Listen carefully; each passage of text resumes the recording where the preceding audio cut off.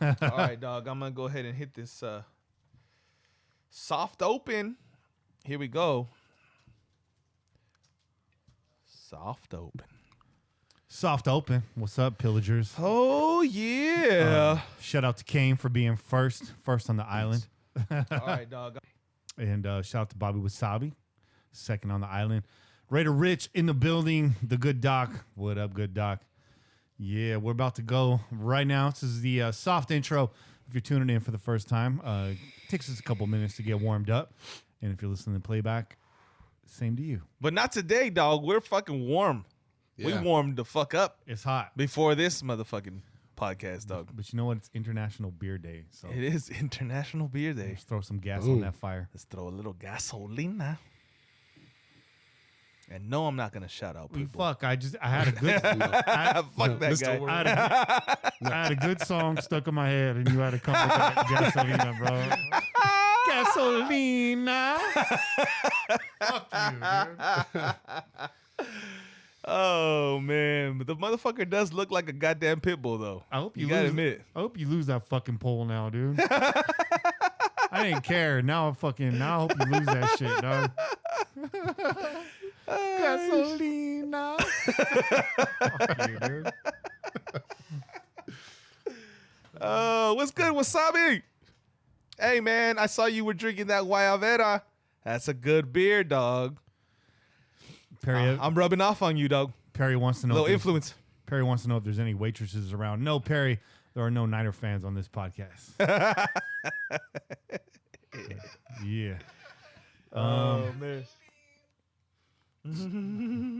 All right, so Turbo. I think it's about that time, man. Oh yeah, tell us. Hey, those of you who are on the chat right now on the live stream, tell us if you noticed a little something different about this intro. Cause your boy Kenny was in the lab. I was cooking, bro. Yeah, he was cooking in the lab. Tell us if you noticed anything different. Feel free. Only One Smokes watching WrestleMania and the Warriors and listen to the podcast. His head might explode. But yeah, check it out. The intro was some music I made with a good friend of mine, Semi Quasar, years ago, and I felt like it deserved an update for the podcast. So it's a little bit of the old, a little bit new. What up, VC? Nice bass line. VC in the building. All right, let's get to it. See, all the tracks are hot. Volume is at level. And we are go.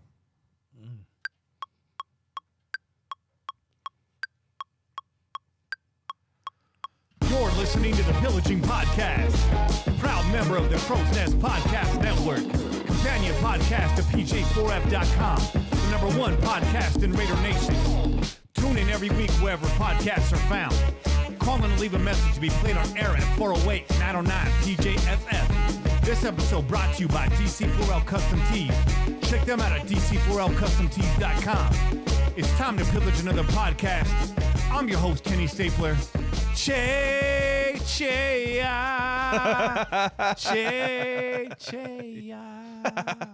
What's good, dog? What's up, man? Oh man, we back in the studio. It's hot as a motherfucker in here. I'm sweating. It's hot. And we got your boy. We got your boy over here. We got your boy Juice. Yeah. Tailgate MVP. Yeah, that's right. Tailgate MVP. In-house today, dog. 2018 Tailgate MVP. He's definitely in contention already for 2019. Oh, yeah. Of course. Juice, are you coming out to any games this year? Absolutely. How many are you riding up with us, dog? Well, as many as you guys will have me come with you guys. Fuck. All of them. Yeah. There you go. All of them, dog. There you go. Shit. Let's do it. There you go. As long as that pirate ship is running outside, you're coming. That's the most important thing, right? We got to get that fucking coolant problem figured out. Because that shit ain't running right now. We got a door that won't open. We got a coolant issue. Oh, we can figure that out. We can figure it out. I mean, we can find other entrances to the vehicle. Dukes of Hazzard it. Right? You might be jumping in through the window. Man, we were here last week, but it feels like it's been too long. So I know, right? Shout out to all you pillagers out there. Yeah, shout out, y'all. Just a quick reminder: we are a proud member of the Crow's Nest Podcast Network. Fucking right, we are. Goddamn right, we are. We have a brand new intro, same as the old intro, updated. Updated. Yeah, a little update. That might have come across a little too hot on the live stream, but I will fix that in post. Oh yeah, I'll fix it in post, as they say in the industry. but the beef was there. The beef was there, dude. It was beefy. I had to throw down a nice little bass line for y'all. And shout out to Sammy Quasar, who I produced that track with a long time ago. And shout out to anybody that can find out what song that sample is from. Oh yeah. Because you heard it. I did. It's buried deep inside. Oh yeah, it's in there. You're gonna have to listen for a while. I'll give you a hint. It's like a good 3.5 minutes into the song. Right around there. Yeah. Right around there. Which is odd for a sample, right? Mm-hmm. Mm-hmm. It's usually Well, I mean, that's just how songs, good old school songs are, though, dog. You know, they give you a lot in the beginning, and then they give you that little breakdown somewhere in the middle. Somewhere in the middle of that track, you're gonna find a little gem. yeah. If you're a digger, if you're a sampler, huh? Another hint. That is a British band that actually plays that song. There you go. There's another hint. Didn't expect that. Some of y'all would Probably think not. Probably not. that's off of Bump City Tower Power. Nope. No, It's not. No. That's. I think about Nothing against Tower of Power though, because I fuck with you. Oh no, I've actually thought about getting the album art from Bump City tattooed on my body, which is like a cloud with a lightning bolt and a fist holding a drumstick of fried chicken. It's one of the greatest album covers of all time. That's what's up. Quick update on our other show, The Crow's Nest. It's still going strong. We want to thank everyone for tuning in. The listenership is unexpectedly high for that show, for a spinoff show. So we appreciate all the pillagers that have joined on board. Now, remember, I know everyone listening right now is probably a Raiders fan. Most of y'all are Raiders fans. But you probably have some friends that aren't Raiders fans. And if those friends listen to podcasts, we ask you to recommend the Crow's Nest podcast to them. Yeah. Word of mouth is how that's going to spread. Also, really quick, make sure you follow the whole crew on Twitter. I know you guys are following us, the Pillaging Pod on Twitter, but we have our own accounts. So at Kenny Stapler, at Che_PJ4F, and at Kane MT and the number 6. Yep. If you want to follow the crew, we all have our own ideas and opinions, some of which we cannot express through the main account. So definitely, if you're into that, make sure you give us a follow. We really appreciate it. And we have a quick announcement, man. Yeah. We do. Hit them. We got I keep telling you guys, the Crow's Nest podcast is a gang. It's not a network. Okay. It's a gang. The CNPN is a gang. Gang. And we got new members to the gang. We just got off the air right now with these folks. I don't know what episode it is we're on. I know they've banked a few episodes. Okay. But the Inebri Nation. That's right. Podcast, which is from the creators of the Fan Club Blitz. You may have heard them on the Murph's Man Cave Network. Shout out to Murph. Shout out Murph. Pioneer in Raiders podcasting for sure. That's a definite must listen every week. So shout out to them. Shout out to the Fan Club Blitz on that. That's their Raider show. But the Inebri Nation show is a little bit no holds barred. And they join the CNPN. Because it's right up our alley, dog. Right up our alley. It's an uncensored show. And as you may have guessed from the title, they actually are talking about brew. So, Che's got love for them. Oh, yeah. Juice, you got love for the brew? Always. Yeah, as a matter of fact, he brought brews for us, dog. I've been saving these for you guys. Yeah, he's been saving these for months, man. Months. We're about to get into that, too. That's right. We're about to get into that, That's too. right. You already know. Yeah, that's a good call out. But make sure you check out those boys, Splatterhead out there and Fitz. And they got Tom, and then I think, the fourth guy's name is like Pops, right? Was it Pops? Yeah, so I might have that wrong. I don't know. It's a new show. It's a new cast of characters. I'm still getting used to it. But their show hasn't launched quite yet. I think they launch soon, so keep checking for them. And yes, we are working on getting you a CNPN podcast stream. So if you want to hear all the shows on the network, you'll be able to hopefully soon. Just subscribe to that stream on whatever podcast app you're listening to, and you'll get all the great shows. You'll get, obviously, the Pillaging Podcast and the Crow's Nest Podcast. You'll get the Ladies of Darkness. You'll get the Wolfpack Nation. You'll get Put on Waivers Podcast. Eventually, our boy Sean, the Blackout Podcast. That's right. Coming soon. Make sure you're checking out his Periscopes. And last but not least, brand new to the network, the Inebri Nation Podcast. We're working on that.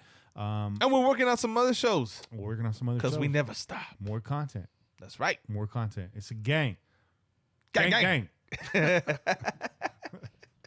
But yeah, so that, again, brought to you by Splatterhead, Fitz, Groby, and Potts. There you go. There you go. It's beer, booze, music, food, and general fuckery. That's how they describe it. Right. Look for their new show coming this month, April 2019. So check them out. And we'll definitely let you know where that lands, when it lands, and who it lands on, what face it's smothering when it drops. Tonight's guest, dear friend and official pillager, Juice. What's up, nation? And Tailgate MVP. That's right. Tailgate MVP. And soon to be one again. Always. Real quick side note, Juice and I actually grew up together in the same town and didn't know it. Nope. Met each other on a little website we like to call pj4f.com.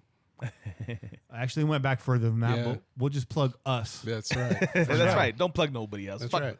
And I don't know, how long did we chat? Maybe a good 4 years? 5 It was years? a while, and then finally, I had mentioned the Garlic Festival, and then you said, "Well, that's in my backyard." It is. I was like, "No shit, really, it is." And you were like, "Yeah." I'm like, "Wow, I grew up right down the street." Yeah. And then we're like, "Really?" And then you didn't think I still lived here, so then we didn't get together because you assumed that I had moved away. I did, because most people do, except for us. That's right. They had to drag me out. And shout out to 24 on our blog, who's actually also from Gilroy. Went to high school around the same time as my girlfriend. I think he was a freshman. I was a senior. And then also shout out to Splatterhead, who actually also came from Gilroy. There you go. Was in Gilroy for some time. So Yeah. Gilroy, man, it's a place to be. It's a place to start. I didn't know 24. I didn't know 24 was from Gilroy. He's actually the one that got me on the PJ4F. Really? Yeah. Really? Well, that other one went the way it did, and then we were kind of scattered. I was like, I found him in the comment section somewhere else, and I said, "Man, I feel like a lost kid. I didn't know where to go. I was trying to find a family." And then he's like, "Well, you remember Kenny?" I'm like, "Yeah." He's like, "Well, he started his own." There you go, man. And I was like, "Oh, well, shoot me how do I find it?" That's right. I've been here ever since. PJ4F.com. And whoever shut down the other blog, you someone will be. Yeah. Thank you. I appreciate it. Also, shout out to the NFLP and whatever paralegal happens to be listening to this podcast. Yeah, at the moment. we appreciate you, man. You gave us a listen, dog. We appreciate you. I got that bootleg shirt on now. Oh, Pillaging Podcast is on that watch list. Watch out now. watch out now. Some people want to throw that in the dirt. We wear it like a badge of honor because Oh, yeah. maybe listen to us up in New York and DC and some big buildings out there. I don't know. Yeah. Somebody that's making a lot of money is listening to us right now. Also, big special thank you to the donations that came in this week. We'll be shouting you guys out at the end of the show. And a quick reminder to download the Pillaging Podcast app on That's right. Android or iTunes or I'm sorry, the Apple App Store, whatever it is. You can get that for free. You can get all the episodes that we've ever done. You can actually get a quick link to call into the show straight from the app. You get a link to the pj4f.com blog where you can jump in the water with some real pillagers, some official original pillagers, and talk Raiders football all day. Also, shout out to OneNationFanwear.com and DC4LCustomTees.com. We'll be giving away their Raiders NFL Draft shirt tonight. Woo! To the strongest caller who calls in with their strongest NFL Draft 2019 take. And then we also have a care package from Mojo Raider, which we have not busted it out yet. We have a lot of giveaways to come in the next few weeks, so stay tuned because that little treasure chest is just nestled away in my living room, waiting. Hey, and shout out to all y'all motherfuckers who stayed till the end of the show last week and were shouting us out on Twitter, hitting us with that hashtag Nerf gun. Hashtag Nerf gun. Hashtag Nerf gun. That's it. Yeah, and all your motherfuckers, they were like, well, these motherfuckers keep adding Chan Kenny and giving him that hashtag Nerf gun. Because they stayed till the end of the show. Obviously, y'all motherfuckers did it, man. Shout out to the NFLP also for listening to the end of the show. Yeah, but you didn't shout us out with the hashtag Nerf gun. So you ain't going to win a shirt or nothing. Paralegal Tom, you're the real MVP. Yeah. You the real MVP. But let's get started, man. I think the table's set. It's time to get into it, and it's International Beer Day, so you already know. Perfect. Oh, it's perfect. it is perfect. Go Raiders. There you go. There you go. Oh yeah, look at you. You're swimming in beer. Oh, yeah. You're I swimming see in the that. I see beer. You that. see that? Oh, man, it feels so good. It makes me feel like 10 degrees cooler just looking at this screen right now. Yeah. Just looking at this background right now. Yo, all right. So listen, I actually brought a different beer to fucking drink. But your boy Juice came through with some chelas that he had been saving, specially just for us. Yeah. Just for Che. So how could we not review this? Okay, how could we not? So your boy brought through that Lagunitas brown sugar. Brown sugar, baby. I want some brown sugar. Yeah, it's the sweet release. That's right. It does taste sweet, right? It's got little sweet notes on there. Right off the top. Right on the end, man. Right off the rip. I'd say right up at the front, man. I get that brown sugar on the lips. It's a smooth drinker too, man. It's a little bit more. It's got a little bit more of a I don't know, like when you drink a dark beer, you know, it's got like that full flavor. It's got that full flavor, right? But it's not heavy on you. Like when you drink some other dark beers, stouts especially, right? They're very, very heavy. Yeah. This is light. You can drink this in the summer. You could. You could drink this all summer long. Yeah. And I Sounds like a appreciate plan. you, brother. Hey, Appreciate you. Toast. Toast. This is a hot take, but this is a good. I already finished mine, guys. I know. I'm almost done with this one too. This is It's hot in this. I brought more. motherfucker. This is a hot take. This is a good breakfast beer. It is. There you go. Boom. Hey, I ain't mad at you, dog. I ain't Fire. mad at you. You have a little waffle or a pancake with some eggs, some bacon, extra crispy, and a fucking brown sugar ale, bro. You good? Sounds good, don't it? Hell yeah. Yeah, it Hell does. yeah. Maybe a donut too. I don't know. Throw that shit in there. A little maple syrup. Shout out to Nosferatu on the chat. That name holds a special place in my heart. Tune into the Crow's Nest maybe to find out why. Yeah. So the brown sugar, definitely a sweet ale. It's got a nice crisp finish though. I wouldn't call it a dry ale. It's definitely sweet, but it wraps up nicely. It doesn't hang around in the mouth no. for too long. No. But It's it's at 10% or 2. it is a There you heavy go. weight. It's a heavy weight. It brings it. It brings it. Throws that weight around real nice. Those of you who plan on tailgating with us, be prepared. Yeah. Start training now. Start training now. Are you ready to go? Of course. Are you ready to go? I'm always ready to go. Are you really ready to go? I'm ready to go. Quick hits. That's right. Seth Roberts was dropped by the Oakland Raiders. How ironic is that? I mean, Isn't it ironic? it's a little ironic. Don't you yeah? think? Don't you think? That's It's your like line. I'm sorry. rain on your wedding day. Oh man. Seth Roberts was dropped by the Oakland Raiders, an undrafted free agent in 2014. Sethy spent 4 years in Oakland, snagging 158 passes for 1,826 yards and 13 touchdowns. That's right. Meaningful touchdowns, though. They were. Yeah. So shout out to you, Seth. Cutting the receiver saves the Raiders $4.8 million on the salary cap. Shout out to you, Tom Delaney. And a plethora of dropped balls also saved by this move. He was subsequently... A plethora? A plethora. A plethora? Do you even know what a plethora is? Why, Jefe? He was subsequently signed by the Ravens. Again, very ironic. Crabtree just let go by the Ravens. Right. Another dropped ball. Artiste. Ooh. Oh man. So yeah, I love They don't throw the ball over there anyways, bro. That Yeah. quarterback runs, dog, for his fucking life. was it just Blog Baby that put the thumbnail image of Seth like catching a ball with his face? It was like it just ricocheted off his fucking face mask, and he was looking at it as it fucking disappeared into the night. He's like, oh. Shout out to you. I think it was dicks. I think it was just Blog Baby, courtesy of the Fan-Sided Network. I think it was you. If it wasn't, shout out to whoever did that. But in a corresponding move, the Raiders signed Ryan Grant. That's right. Also courtesy of Just Blog Baby was Daniel Davis, who wrote an article about this move.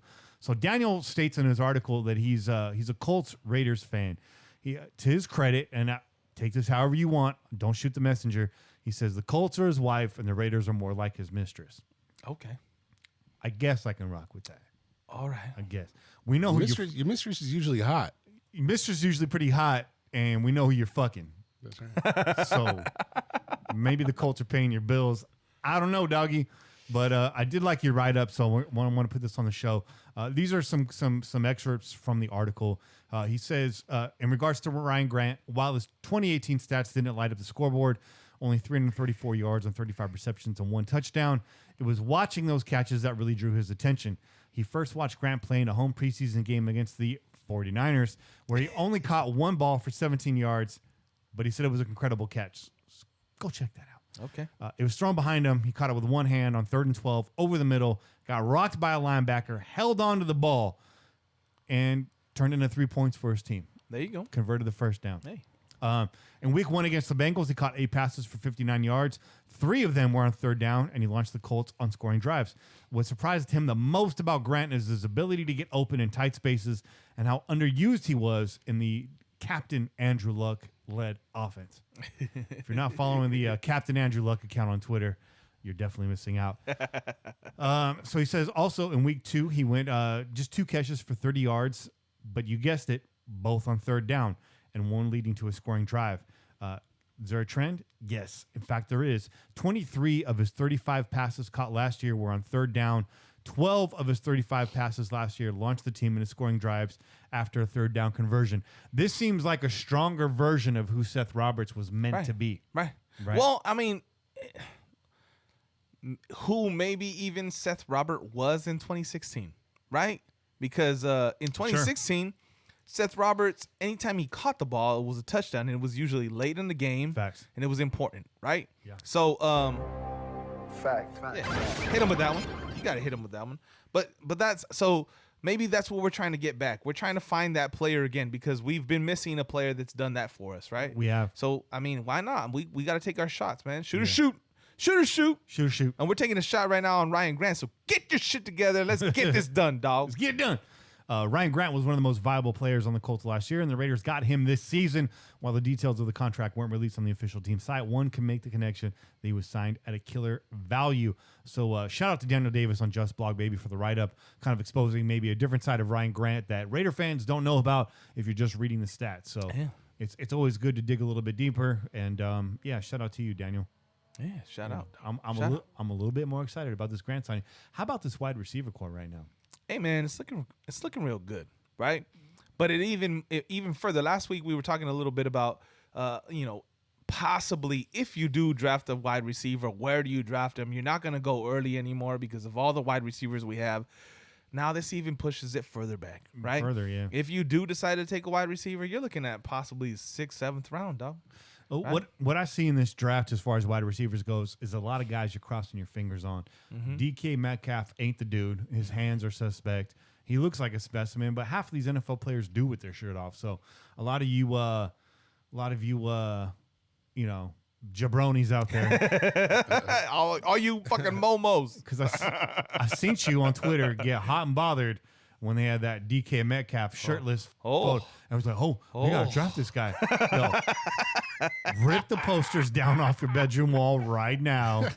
Okay, Metcalf ain't the dude. And if he ends up being the dude at the end of the season, we don't draft him, or if we do draft him, I will drink an entire bottle of Cook champagne on air. Okay. That cooks. Hey, that's a bet right there. Cooks. That cooks. It's a Gilroy party if you're in that Cooks in the backyard. Okay. 'Cause ain't no party like a Gilroy party because a Gilroy party don't stop. Yeah, we're gonna get into some South Bay culture on tonight's Crow's Nest. Don't miss that. You're fucking right, we are. Yeah, it might be relatable to some of y'all coming from small towns near big cities. But yeah, so Ryan Grant, man. Also, Raiders signed Jordan Richards. The Raiders stay busy even in the aftermath of the free agency period. Jordan Richards, Sacramento native who played for Stanford. He was a 2nd-round pick by the New England Patriots in 2015. He spent 3 years in New England, appearing in 41 games and starting 7 games before being traded to the Falcons for a conditional 2020 7th-round pick. Over his first 4 seasons, Richards has appeared in 59 contests and made 19 starts, compiling 77 tackles, 60 solo tackles, 6 passes defensed, and 2 forced fumbles. In 5 postseason appearances, he has recorded 5 stops as a rotational player on defense. But he's 5'11", another sub-6-foot safety for Oakland. Is this a depth signing, guys? Yeah, I think so. 90 players in camp. Yeah. Just remember that. You got to have 90. Before you guys try to turn any of these transactions into potential storylines or judge them or say, I think this person's this or that, or I don't understand this signing, 90 players in training camp. Breno. Giacomini. Raiders re-signed cornerback Daryl Worley. Daryl Worley signed a second-round restricted free agent tender with the Oakland Raiders for $3.095 million. Worley played in 10 games in his first season for Oakland and started 9 of those, finishing with 33 tackles, 30 solo, and an interception and 7 passes defensed. Worley was suspended for the first 4 games of the 2018 season for violating the NFL's policy on substance abuse and personal conduct. I'm banned for life, so no judgment there. No judgment there at all. My blood test comes up secret of ooze. My blood type. Oh, man. But yeah, so Jordan Richards, Daryl Worley in the secondary continues to kind of get fortified. A lot of players back there. How do you feel about the return of Daryl Worley this season?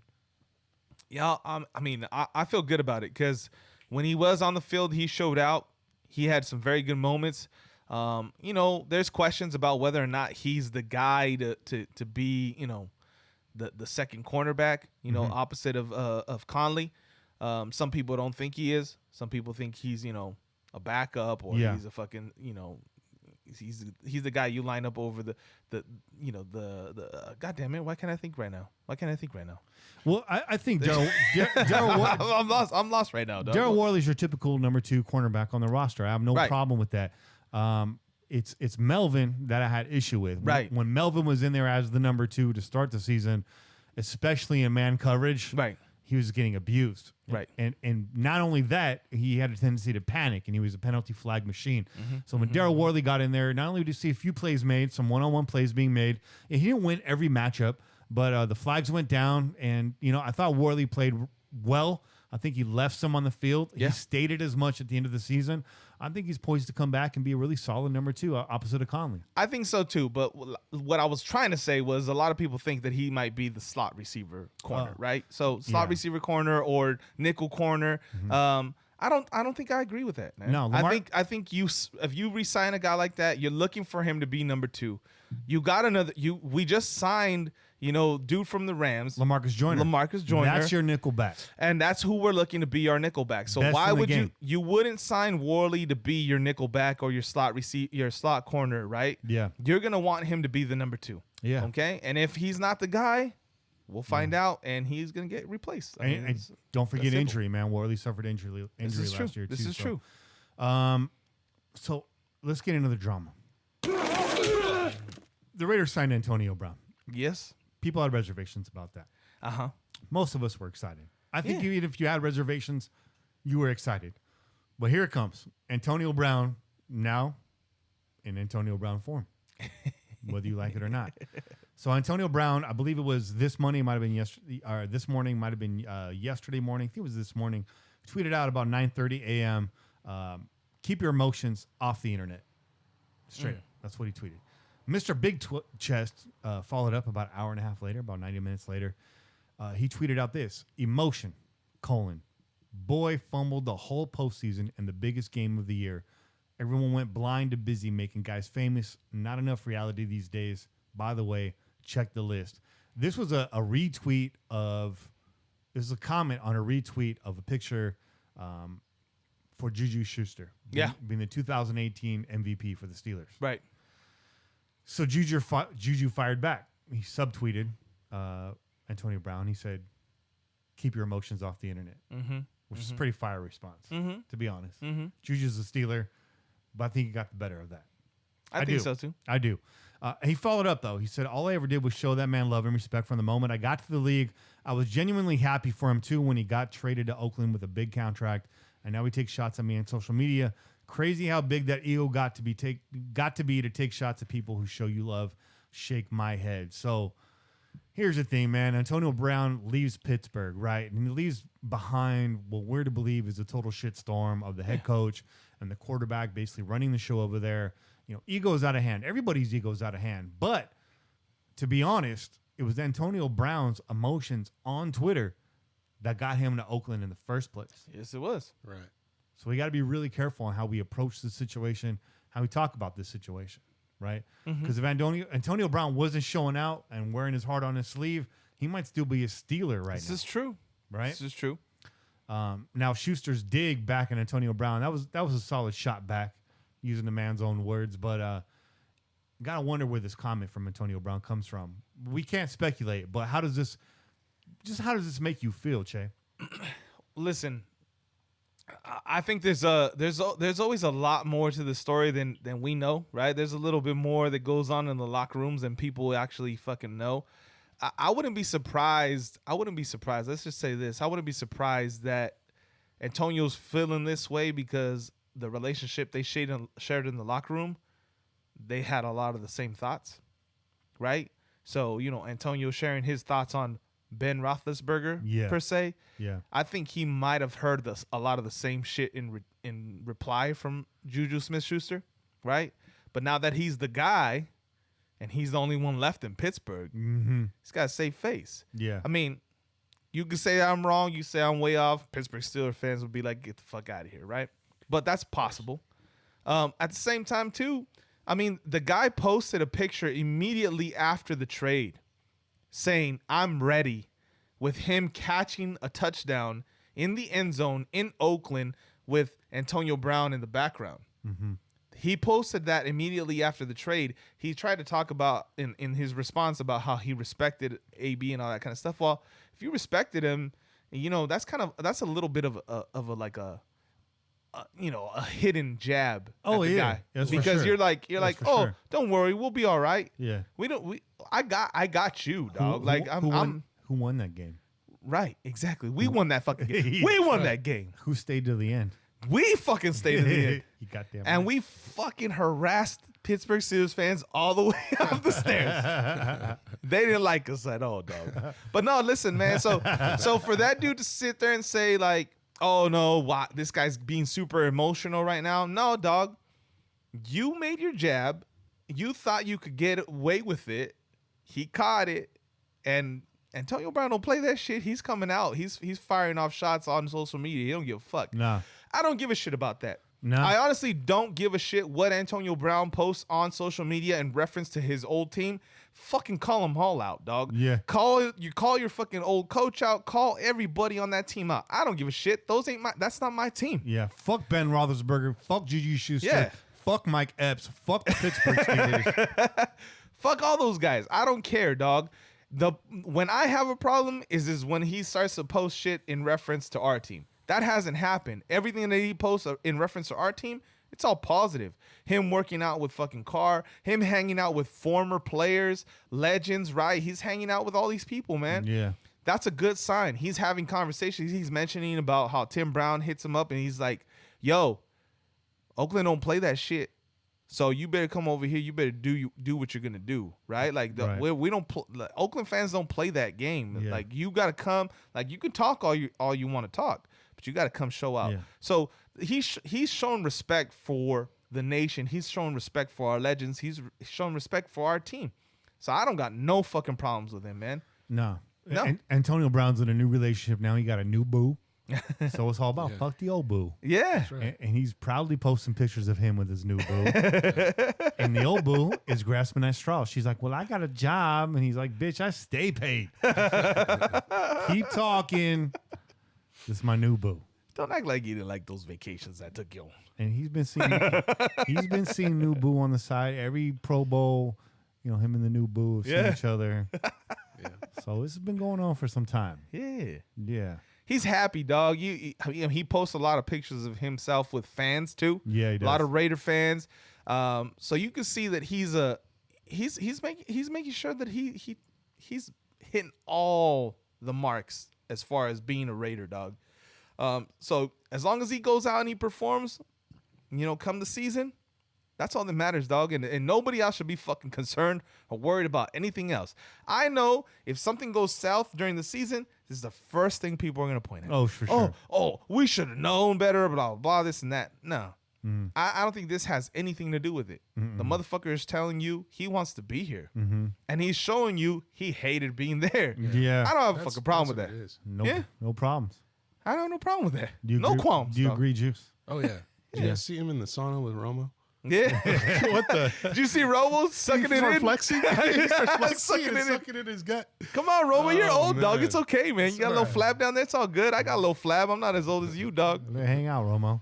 You think Romo's a drinker? You think he drinks beers? Oh fuck yeah! You think so? Oh Sure. Yeah. We gotta bring him on for some chelas though. That would be dope. Hey, Romo, if you see me at a game, I got to deny. Romo, come through the tailgate. I think Romo's the one guy that can get them to sell beers after halftime.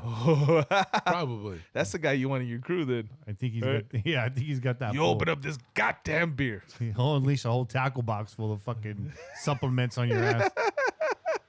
Ugh, Have everyone doing push-ups and shots. I like that. Yeah. Former NFL QB, once coached by John Gruden, Chris Sims, with your bitch ass, sounded off in regards to John and staff looking to QBs in this year's draft. Chris Sims said, quote unquote, unless you're the MVP of football at the quarterback position, he's just the type of guy that is always going to be looking at the quarterbacks if he can improve the position. Sims said of Gruden, is there anybody out there that I'm missing? He is very hard to satisfy that way. He went on to say, if this is just a so-so year by the Raiders and Carr doesn't lead them to some victories, I can promise you this will be real next year. And John Gruden will be looking for another quarterback. Carr's had 2 years of being injured with below average play. Ever since he signed his big contract, you're going to have to earn it here in year 3. First of all, Chris Sims, you couldn't hack it. All right. Not everyone's out to get you. It's not that difficult for everybody. Okay. Number 2, tell me something I don't know already. Right. I feel like maybe you didn't ask for this interview. You know, they probably called you. I know it's that time of the year, but this is not a headline worthy quote. Yet it's on the show. Yet I'm fucking jamming this fucking button. Quick hitting it. Quick hits. Quick hitting it. And you know, so Chris Sims, yeah, we know that this is a make or break year for Carr.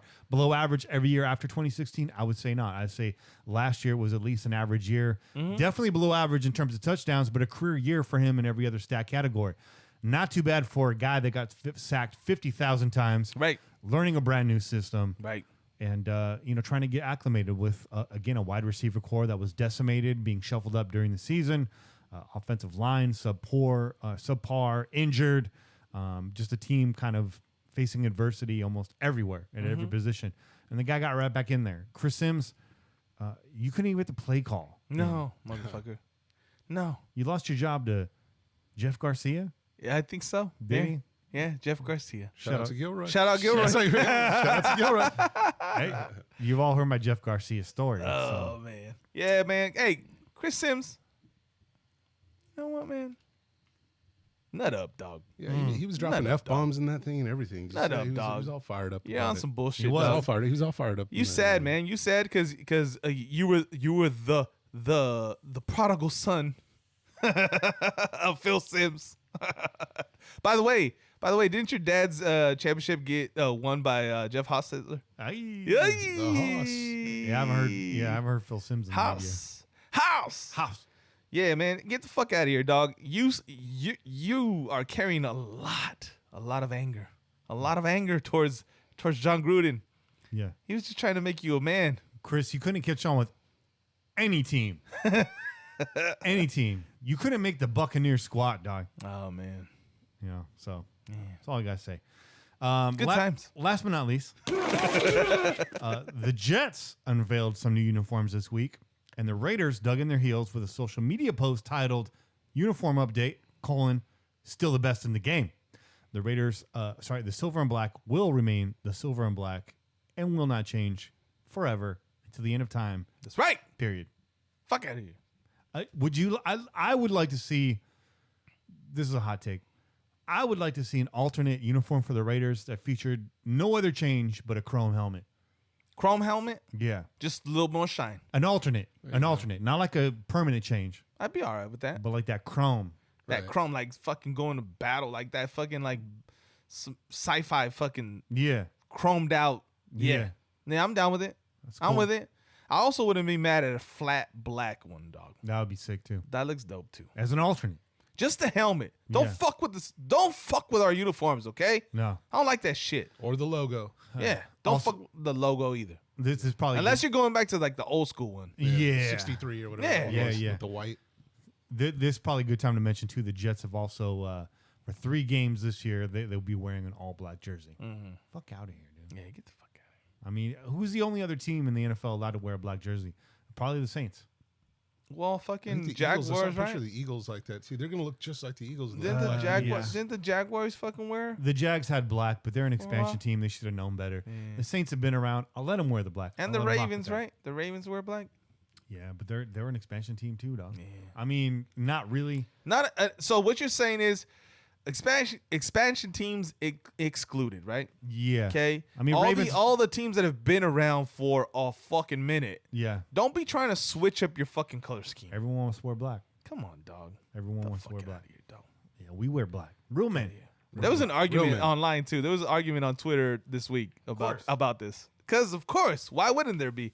And there was some cats that were like, "Oh no, so what? Now you can't wear black. Well, black's a color. It's available to anybody. You just put it on your uniform." No, motherfuckers, no, because that's exactly why you choose your color schemes when you create your franchise. The Raiders have switched up their color schemes just once. Mm-hmm. They got rid of that gold. Mm-hmm. And we threw that garbage to the fucking Niners. You can have it. Okay? You can have that bullshit. We're going to go silver. Okay? And it's been black and silver ever since, man. Oh, yeah. And shout out to Kane in the chat. Of course, the Steelers wear black. But I'm never thinking about the Steelers. Never thinking about the Steelers. I'm never thinking about the Steelers. And that is a fact. Fact. Real quick, short return for the Silver and Black Fact segment. Shout out to Mike Gorelli over there at PFF. Brought to you every week by Pro Football Focus. Follow them on Twitter at PFF_Raiders to get your Silver and Black Facts every day of the week. Right now, Fact. PFF's top graded edge rushers in this year's draft, listed in order. It's Nick Bosa at number 1. There's some surprises in here. Number 2, who do you think they have rated at number 2? Another defensive end. Josh Allen. Hybrid, right? Hybrid. Linebacker, defensive end. Number 3, your boy, Brian Burns. Okay. Brian Burns. Number 4, Chase Winovich. Number 5, Clelin Ferrell. Maybe a little bit lower on this list than most people expected. And number 6, Zach Allen. Number 7, Montez Sweat. Who's missing from this list? It's a guy that early on they had mocked to us over and over and over again. Is Rashad Gary. Oh, Rashawn Gary. That's right. Not on this list at all. Not going to really go into this because we've done our draft coverage already. We're going to save a little bit more probably for the week before the draft, which is coming up very quickly. But I just thought we'd throw this list out there. Mike sent it to me. I thought it was an interesting list. I don't necessarily completely disagree with it. I like that Gary's not on this list. Me too. I think he's kind of a combine And I warrior. like that Winovich is on here, dog. Yeah. Because when your boy came on, who's that? Q? No, it wasn't Q. Damn, why can't I think right now? Sims? No, Simmons? no. Was Q? Right? It was Q, yeah. Yeah. I think it was. I think it was Q that Yeah. said that he really liked Winovich, right? He was like, "Yo, there's this other cat, Winovich, out of Michigan too, and he looks dope." And I was like, "Yo, I agree with you, dog. Like that motherfucker. He stood out to me at the combine." And then I saw just a little bit of film. I saw a little bit of film. And I was like, "Oh, wait a minute, this white boy can play, dog. This guy, this motherfucker can play." And all the spotlight and all the talk has been on Gary.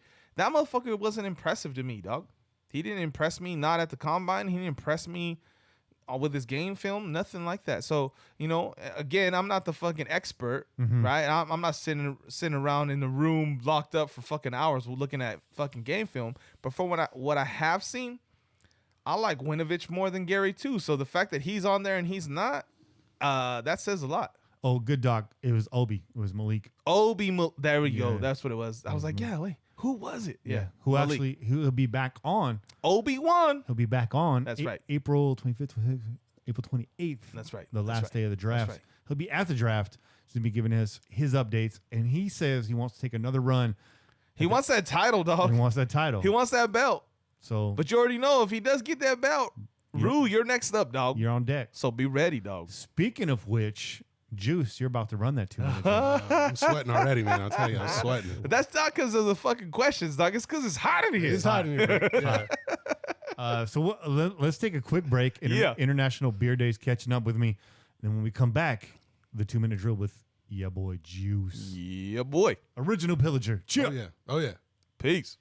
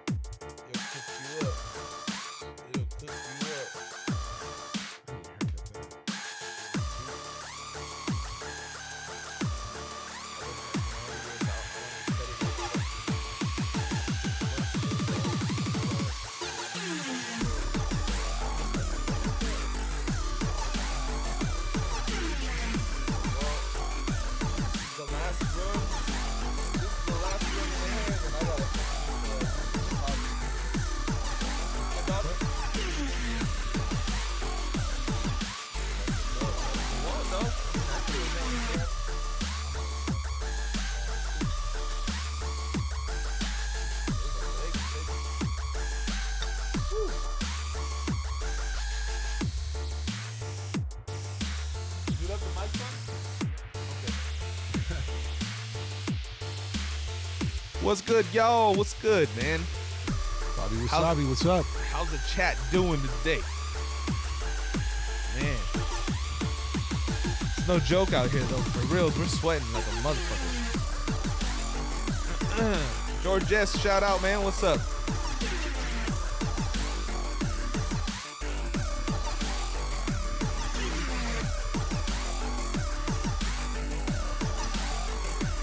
Tony Capil or Capel? What do you go by, dog? Shout out to you. The chat is bumping. You're missing one of your own because he's in studio today.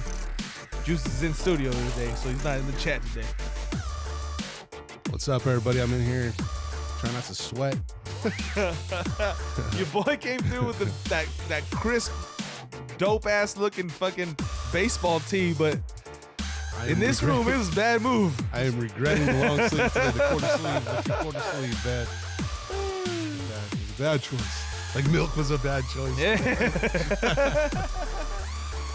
Oh man, I'm trying to not drink these chelas so fast, dog. It's too fucking hot in here, dog. Oh man, I'm trying to slow down. Still got another segment to do.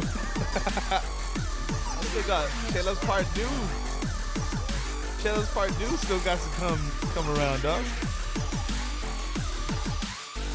What up, Vincent? Capil. There you go. Capil. That's what's up, Tony.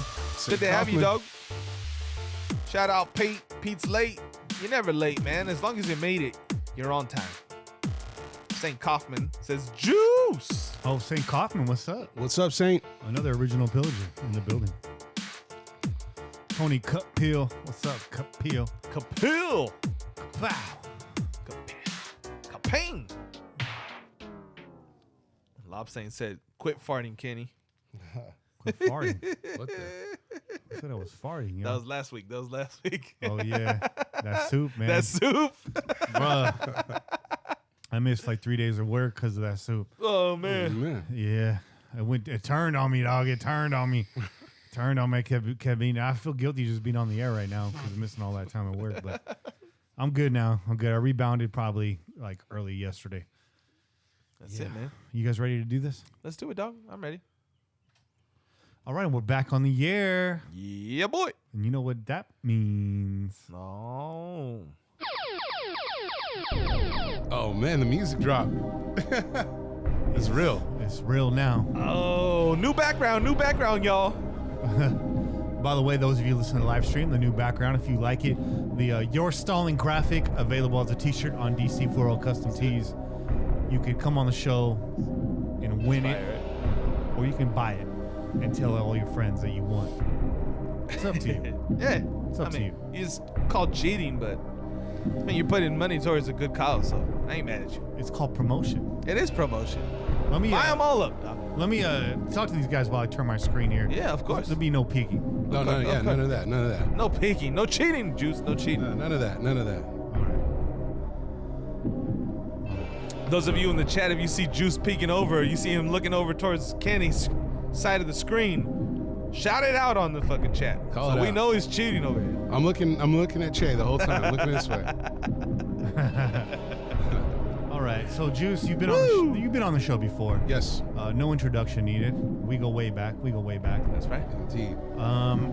So we're gonna get this started. I know you've listened, but to those listeners that are joining us brand new, this is the rundown. We're gonna do 20 questions. Half of those, every other question is gonna be a Raiders question. And shout out to Dapper Dan, who joins us on Shout out, the chat every week. He feeds me a lot of these questions. Yeah, that's Thanks a lot, Dan. Thanks a lot. Yeah. Most of the Raiders questions come from Dan at this point. He's got his little Raiders trivia calendar, so every morning I get a new question. It's a good calendar. And it goes into the batch. A couple of the answers have been wrong. You know what? It's the wording, dog. Yeah. The wording sometimes gets a little confusing, and people call us out on like specific words. So we just gotta clean that up. That's all. That's all. And that's not Dan's fault at all. No. At all. That's the Raiders. That's Mark Davis's fault. That's right. Daddy Always blame Mark. him. Do. Still waiting for that animation. Somebody drew that up though. They went ahead and they did a little bit of Photoshop, but it wasn't moving, dog. I want that animated version. So With the song. 10 out of the 20 questions, Raiders questions. The other 10, 4 are made up of one category in Juice's wheelhouse. Another 4 are another category in Juice's wheelhouse. And the remaining 2 questions are going to be completely random. Oh yeah. Those are good ones. Oh, and one of these is a daily double worth 2 points. So the Nice. maximum score you can have is 21 out of 20 questions. How about that? That would be dope. Who's going to be the first one to do it? Oh man. I put the call out this week to any pillagers that wanted to come on air. I got no response. A few weeks Crickets. ago, everyone was like, "I can do that." Yeah. This week, it's you, Juice. Here we go. To be fair, Juice never said he could do this. No, I was shocked. But what are your categories this week, Juice? This week, I picked like 80s, 90s rap, specifically Beastie Boys, emphasis on Beastie Boys, and also Star Wars movies. So I gave you 4 Beastie Boys questions Okay. and 4 Star Wars questions. All right. Just a tip to those that are going to come on the show in the future. If you're listening now, it pays to be as specific as possible. That's right. Yeah, that's right. I said, heavy on Beastie Boys and Star Wars movies. I don't want you to hit with some like book trivia. There you go. Star There you Wars, go. Star Wars canon. Key. Oh, this is from 1983. Eddie Borsilli, Mr. Borsilli, last week made the mistake of telling me history. History. I was like, oh my God. Well, that's a wide open category. Hey, but he did get one right. He did get a couple right. He got 9 out of the 20 right, and we gave But him I'm an just talking in specifics to the history questions. Oh, yeah. I felt like he got a couple. He got a couple, and we gave him an extra point because we were wrong. We were wrong about the Chris Bar question. Right. There you go. All right, here we go. Are you Here we ready, go. Juice? As ready as I'm going to be. Here we go. All right, first question. It's a Raiders question. Against what team did the Raiders score a season high 38 points in a game during their 2016 season? I'm stalling. Calling himself up. 38 points. True Pillager. Broncos. Denver Broncos. That is incorrect. Correct answer was the Buffalo Bills. Damn. The Raiders actually scored above 30 several times that season. They did. Question number 2. In the 1990s, Capitol gave the Beastie Boys carte blanche to do as they pleased, leading up to the recording of Check Your Head. During this time, they built their very own studio. What was the name of that studio? Is it G-Sun or G-Spot? That Yeah. is correct. Bam! Boom. Damn, Beastie Boys trivia, a lock. that was a good one. That was maybe my toughest Beastie Boys question. I didn't fucking have that one. I can tell you that right go. now. Damn. Yeah. G-Sun. G-Sun, and shout out to their label, Ground Royal Records, also you go. formed at the same time. There you go. Question number 3. What player led the Raiders in touchdowns, a club record, 6 seasons in a row during the 1990s? Repeat the question. What player, you're stalling, Yeah. led the Raiders in touchdowns, a club record, 6 seasons in a row during the 1990s? Tim Brown. You're fucking right. That is You're correct. fucking right. Touchdown, Timmy Brown. That was good. You're 2 out of 3 right now. You're doing pretty damn good, Juice. Yeah, man. All right. Shit. Other people are shook right now. Yeah. Oh, man. Other people are shook right now. Come for the title. There we go. Obi's sweating in the dark apartment right now. Question number 4. Who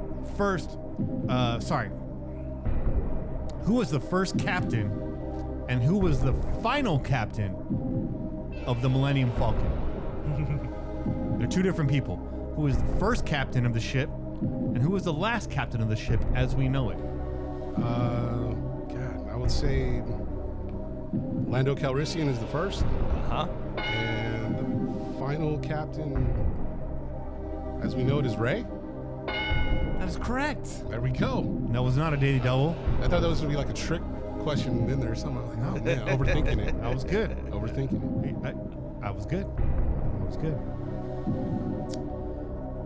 Question number 5. What reserve safety posted a team leading 14 tackles on kick coverage for the Raiders in their 12-win 2016 season? What reserve safety posted a team-leading 14 tackles on kick coverage for the Raiders' 12-win 2016 season? You're stalling. Definitely stalling on that one. I am drawing a blank. Reserve safety. I do not know. I do not know. Brandon Treywick. Okay. So, okay. Stuart Schwaggart. I'll take your word for it. Hey, shout out to Stuart Schwaggart. I know feelings on him are mixed, but you have to listen to the last episode of the Wolfpack Nation podcast. Absolutely. Because the Al Davis stories that Stu dropped on that show alone are worth their weight in gold. Amazing shit. Shout out to Ken on that show for the interview. Shout out to the whole crew because everybody fired some great questions at Stu. That was a really good interview. Yeah. Shout outs too. Shout out to you, bro. I'm stalling. Thank you. All right, another Beastie Boys questions for you right now. This is a slam dunk. You got this. If you got the first one, you got this one. This pair of producers are known for producing the critically acclaimed and my favorite Beastie Boys album, Paul's Boutique, in the late 80s. They went on to produce Hanson's first album, featuring the chart-topping single, Mbop. Who are the Dust Brothers? Bam! Correct.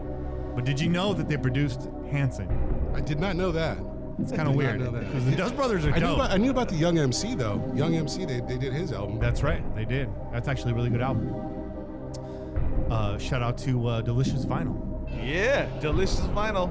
which was actually run out of somebody's living room. Bet you didn't know that. Go check that shit out. You question- don't know, now you know. The Dust Brother with that elephant on the couch though. He's knocked out. Smoking that dust. Yeah. All right, so where you got 4 out of 6 right now. You're sitting pretty, dog.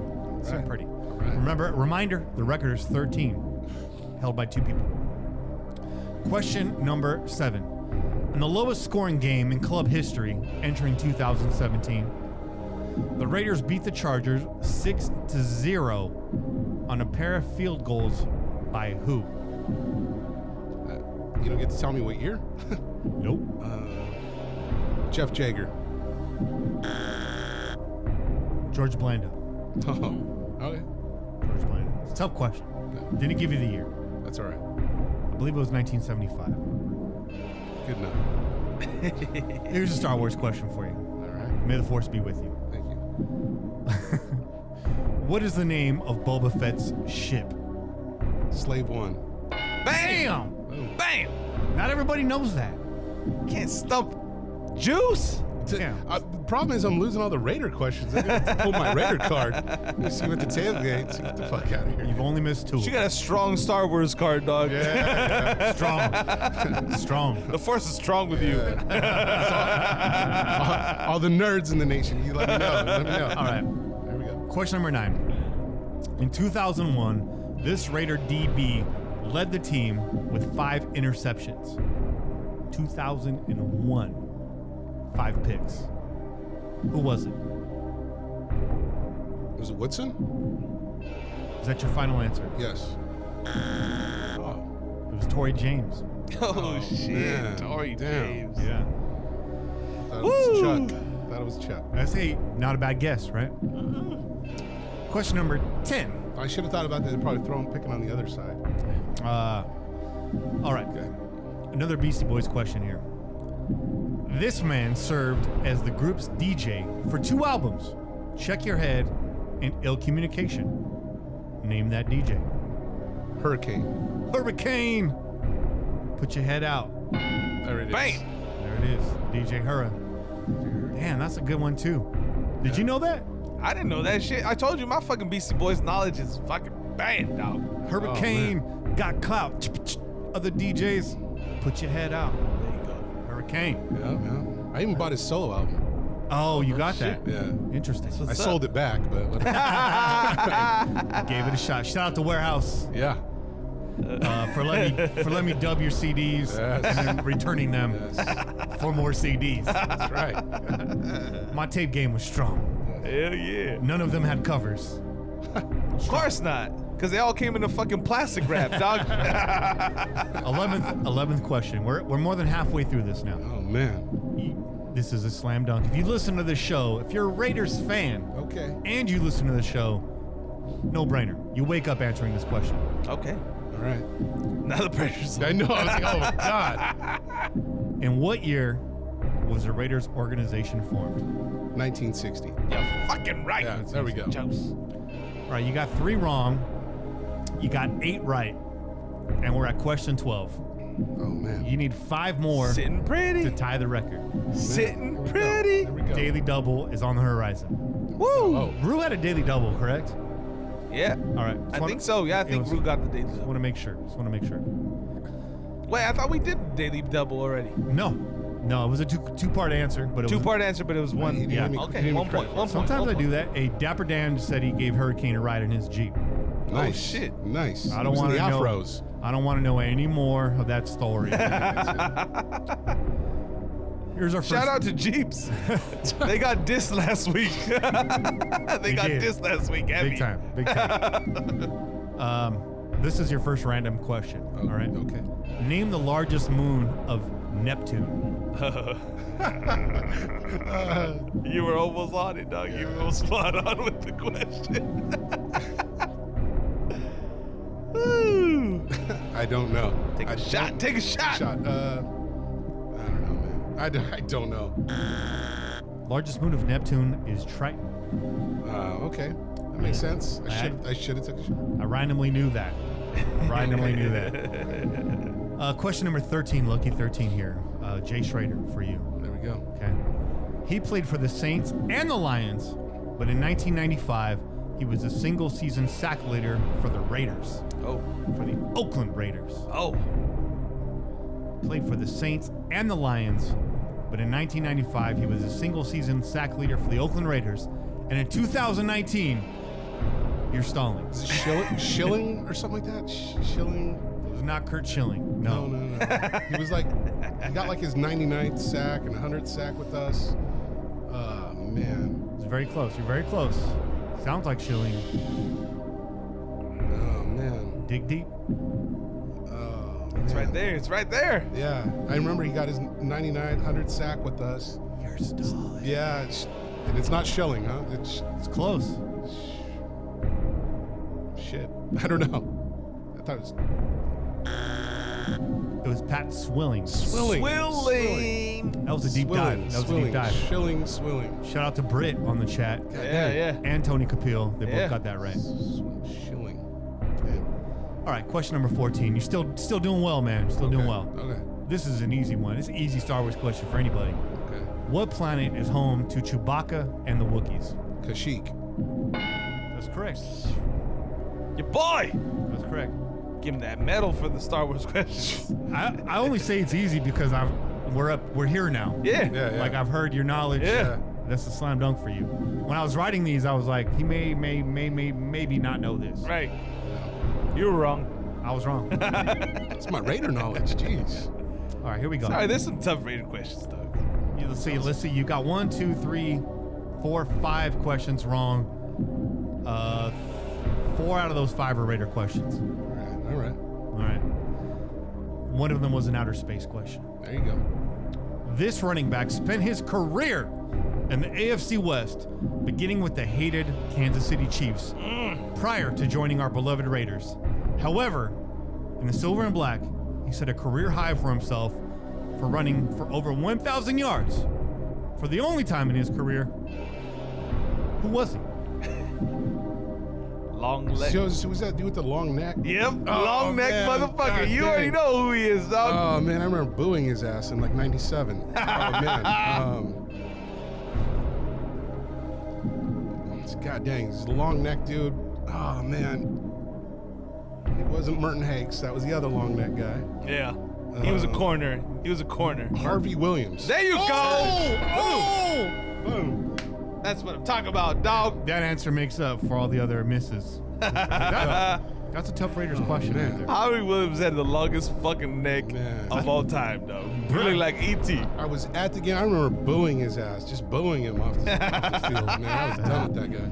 He fumbled quite a bit, right? I was done with that guy. Yeah, man. The chat's doing well, but of course, they're Googling all the answers. Yeah. It's tough. Trying to look smart. I always do well at home. Yeah. You know, when I'm listening, I always do, but sitting right here, it's hot.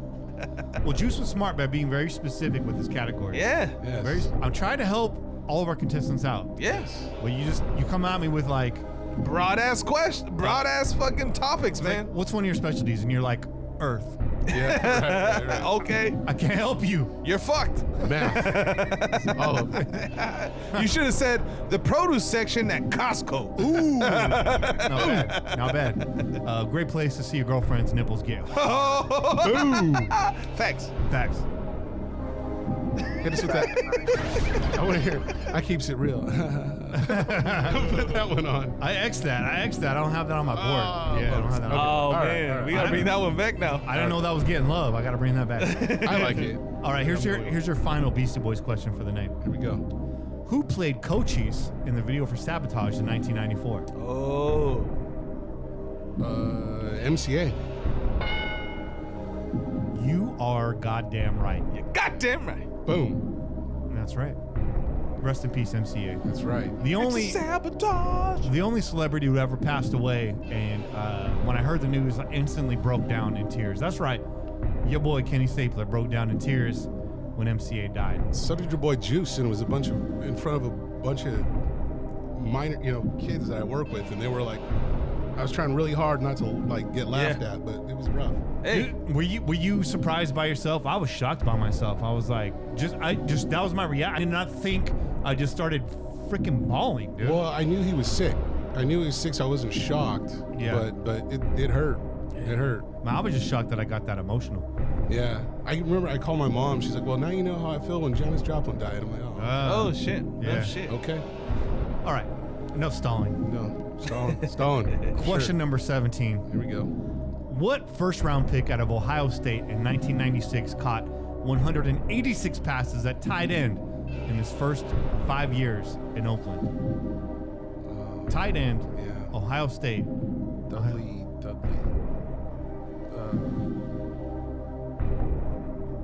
What year? Something. First-round pick in 1996.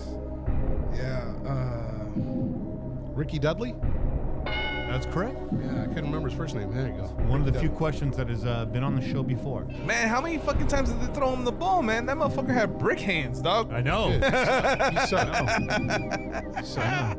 That's why it's a tough question. Them fucking rebounds. I had to try to mix it up because I know Juice is a loyal listener, so That's right. I got to come with some fresh questions. Yeah, man, that was a good question. All right, we're nearing the end here. Right. The boy's been on fire though. On fire. On fire, dog. And fuego. It is hot in here. It is. He's on fire. Are these lights bright, Juice? They are. Fucking They are. bright, huh? I feel like I'm on Broadway. Now you know why your boy wears shades all the time, man. All right, question number 18. Nearing the end here. Where are we at? Let's get a tally. 1, 2, 3, 4, 5, 6, 7, 8, 9, 10, 11, 12. The next correct answer ties the record, Juice. Woo! I still have the daily double coming. You still have a daily double coming. Okay. This is not it. Okay. Final Star Wars question. Okay. Star Wars releases episode 9 later this year. Right. Through the previous 8 episodes, which is the only episode in which Master Yoda did not appear. I need the number and the title. Stalling, One, you two, are. Number 7. Number 7. The Force Awakens. Is that your final answer? That's my final answer. Correct answer is episode 4, A New Hope. God dang, you're right. Yeah. Dang, got a Star Wars question wrong. All right, here we go. Damn. Last 2 questions, and this one Oh, there it is. your daily double. This question is worth 2 points. There's 2 answers. You will get a point for each correct answer with a possible total of 2 points. So you can not only tie the record here, but you can break the record here. Come on, Juice. Here we go. And good for you, may have heard this question before. Who holds the record for the longest punt in Raiders history, and how long was it? Say Shane Leckler, and I'll say 96 yards. Oh, You've tied the record, Juice, and that alone is a feat. hell yeah. Man, It was 80 yards. 80 yards. I got crazy. 96. Jeez. Hey, It was 80 yards. it's not that far off, 80 Doc. yards. 80 yards. There we go. This couldn't have finished a better way. No. You're sitting at 13 correct, tied for the record, with 1 to go. And it's a Random question. random question. Oh, man. Hey, I see you, dog. How did I screw up the Star Wars question? Goodness. Oh, man. Here we go. That question, looming large it is. That's right. God damn. Final question. All right. Think about this very closely, because you may think you know the answer. Okay. Don't rush. Don't rush. We're still going to hit you with the you're stalling, Stalling. but don't rush. All right. Here we go. You're stalling. Already. What is the process of splitting atoms called? Think about it.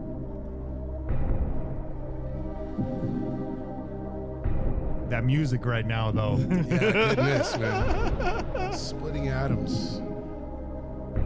You're stalling. You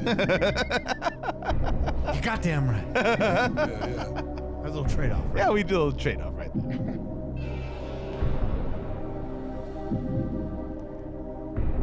I actually used your catchphrase in a meeting the other day. Did you? Somebody said something. I was like, "You're goddamn right."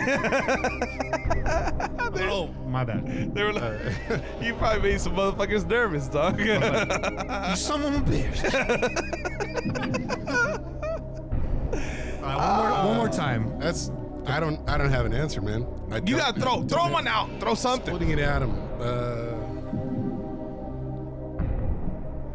It's called Eving, like Adam and Eve. I don't know. Okay. I don't know. I have no idea, dude. No idea. That is correct. No, I'm just kidding. Just kidding. That is actually wrong. The process of splitting an atom is called fission. Not fusion, Fission. but fission. Fission. Yeah. Damn, that Yoda question's gonna freaking haunt me. But you know what? Hey, You're now sitting tied atop the leaderboard. so you know what that means? It's a fucking battle royale, bro. Bring it. It is a Battle royale. It is a battle royale. So the way the power rankings go right now is Raideroo is on top. We're gonna give the first to tie a chance to the repeat, and Rue just gets to hold on to his belt. Right? Fair enough. Yeah, You're enough, a fair boxing enough. fan, Shay. Is that fair? absolutely. Fair enough. If he wins, Raideroo gets another shot at it. If Raideroo wins, Juice is next in line. That's right. If Raideroo loses, Juice is next in line. There you go. Rue, all eyes on you, doggy. All eyes on me. Because let me see. April 25th, I think our next show is going to be Cinco de Mayo, which is Cinco de Mayo. shout out to Raider Watts. Yeah, Raider Watts is in the chat. Make sure you subscribe to his YouTube channel. He's going to be coming on Cinco de Mayo. He's going to run that 2-minute drill. Yeah, he okay, is. on that night. We got to get Rue on shortly after that. Yeah. Okay, so we'll look at the schedule right now. See what we have booked through May. But I think Rue, you're probably going to get a shot at the at defending your title if you need to. Right. If you don't, it's going to be on you, Juice. So Cinco de Mayo plus 7, carry the 1. May 12th, is that right? I'm in. Yeah, I'm something in. like that. May Oh. 12th, yeah. And chelas, man. So hey, Chelas plus 1. There you go.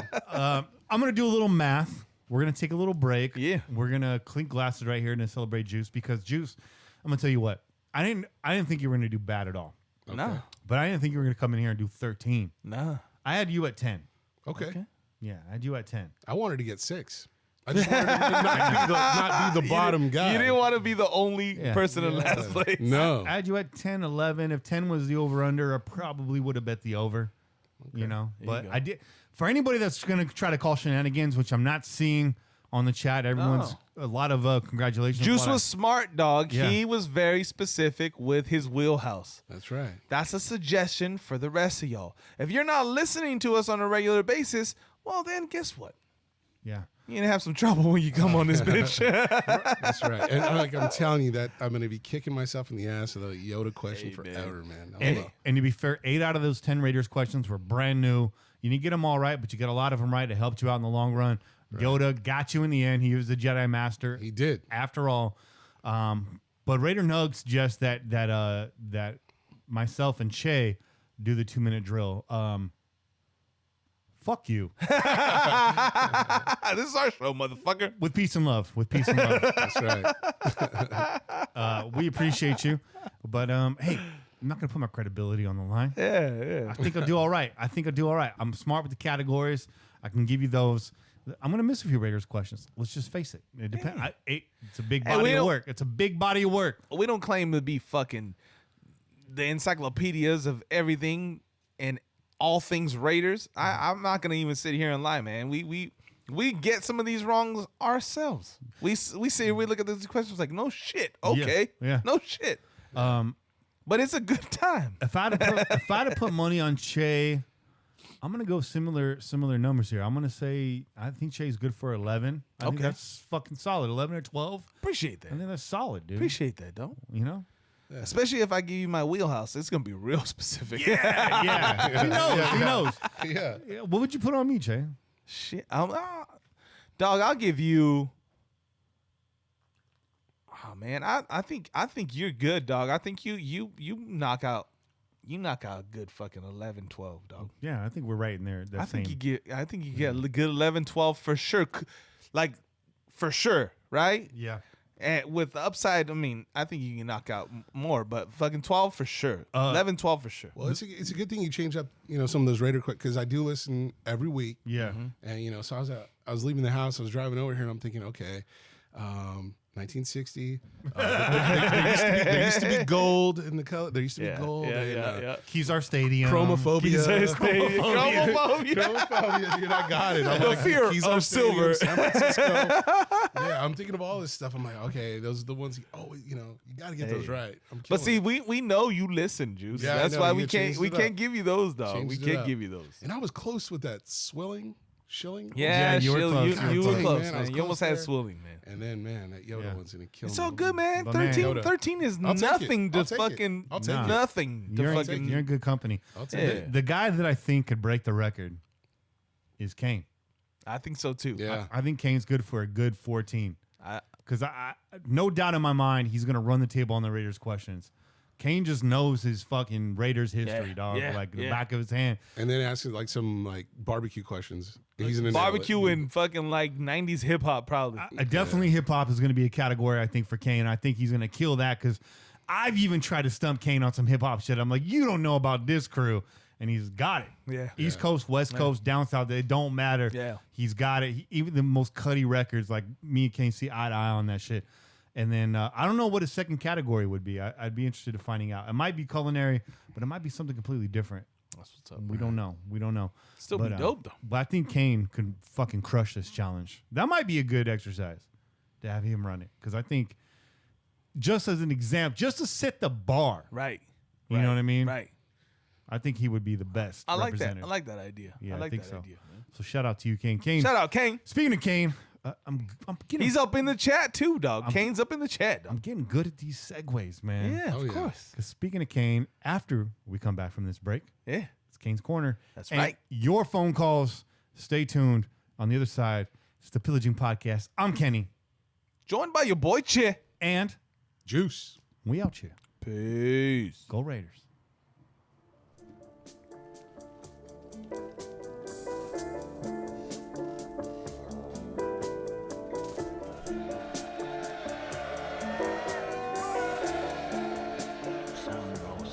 I'm sweaty over here. That was fun.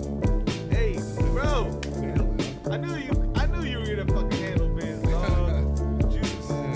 I did not tee any of those up for you, dog. I was like, I want to stump him. I don't want to clobber him, but I want to stump him. Yeah. I don't want there to be any shenanigans claims or nothing. Yeah. No, Fair and square. that shit was dope. You crushed that, bro. Killed it. I thought you were gonna get it, dog. I thought you had it. When you had 13 in the bank and you had that fucking Goodness. Star Wars question, I was like, Oh, oh shit, man. he's about to fucking win this shit. Good Dog says I'd get 14 with horror and music questions. That's pretty broad, dog. Music, hip hop for sure, The genre. and probably maybe heavy metal, as long as we're not talking about like new metal. Heavy metal or just rock, like classic rock. Pretty good. It's pretty good. It's pretty good. Yeah, Kane, man. My money's on Kane, dog. Out of all of us, my money's on Kane. I think Kane would set the bar. Yeah, for sure. Yeah, I had that Harvey Williams fucking question. That was good, that huh? long neck motherfucker, dog. That's what I wanted to say. Oh man, That was a good question. Harvey Williams was 22. Brit's doing pretty good in the chat. Brit Yeah. might be Brit. I know that's not your real name. I think you're using your wife's account, homie. Raider Hammy. Yeah.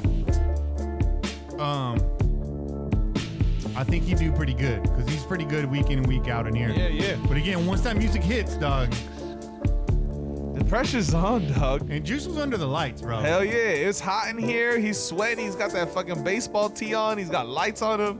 The music hits. It's nerve-wracking, man. Your boy Eddie Barsili was nervous, bro. That music hit him. Eddie was shook. I think he missed the first fucking 4 questions, not because he didn't know him, but because he was shook by that fucking music, He dog. was a little shook. He got Yeah. settled in and did well, though. Yeah, He got he settled did. in. Hey, Eddie Barsili, if you're listening now, dude, I just want to say thank you to you. Hell yeah. I want to say just thank you for coming on the air, dog. Yeah, absolutely. This dude's on satellite radio, and he responds to my messages. Eddie's a cool cat, man. Hell yeah, man. Eddie's a cool cat. Hell yeah. He's a professional. He produces. He's a producer for the Movie and the Chains podcast on Sirius XM Radio. But he's a real Raider head. He's a cool ass dude. A lot of Raider fans in New York, bro.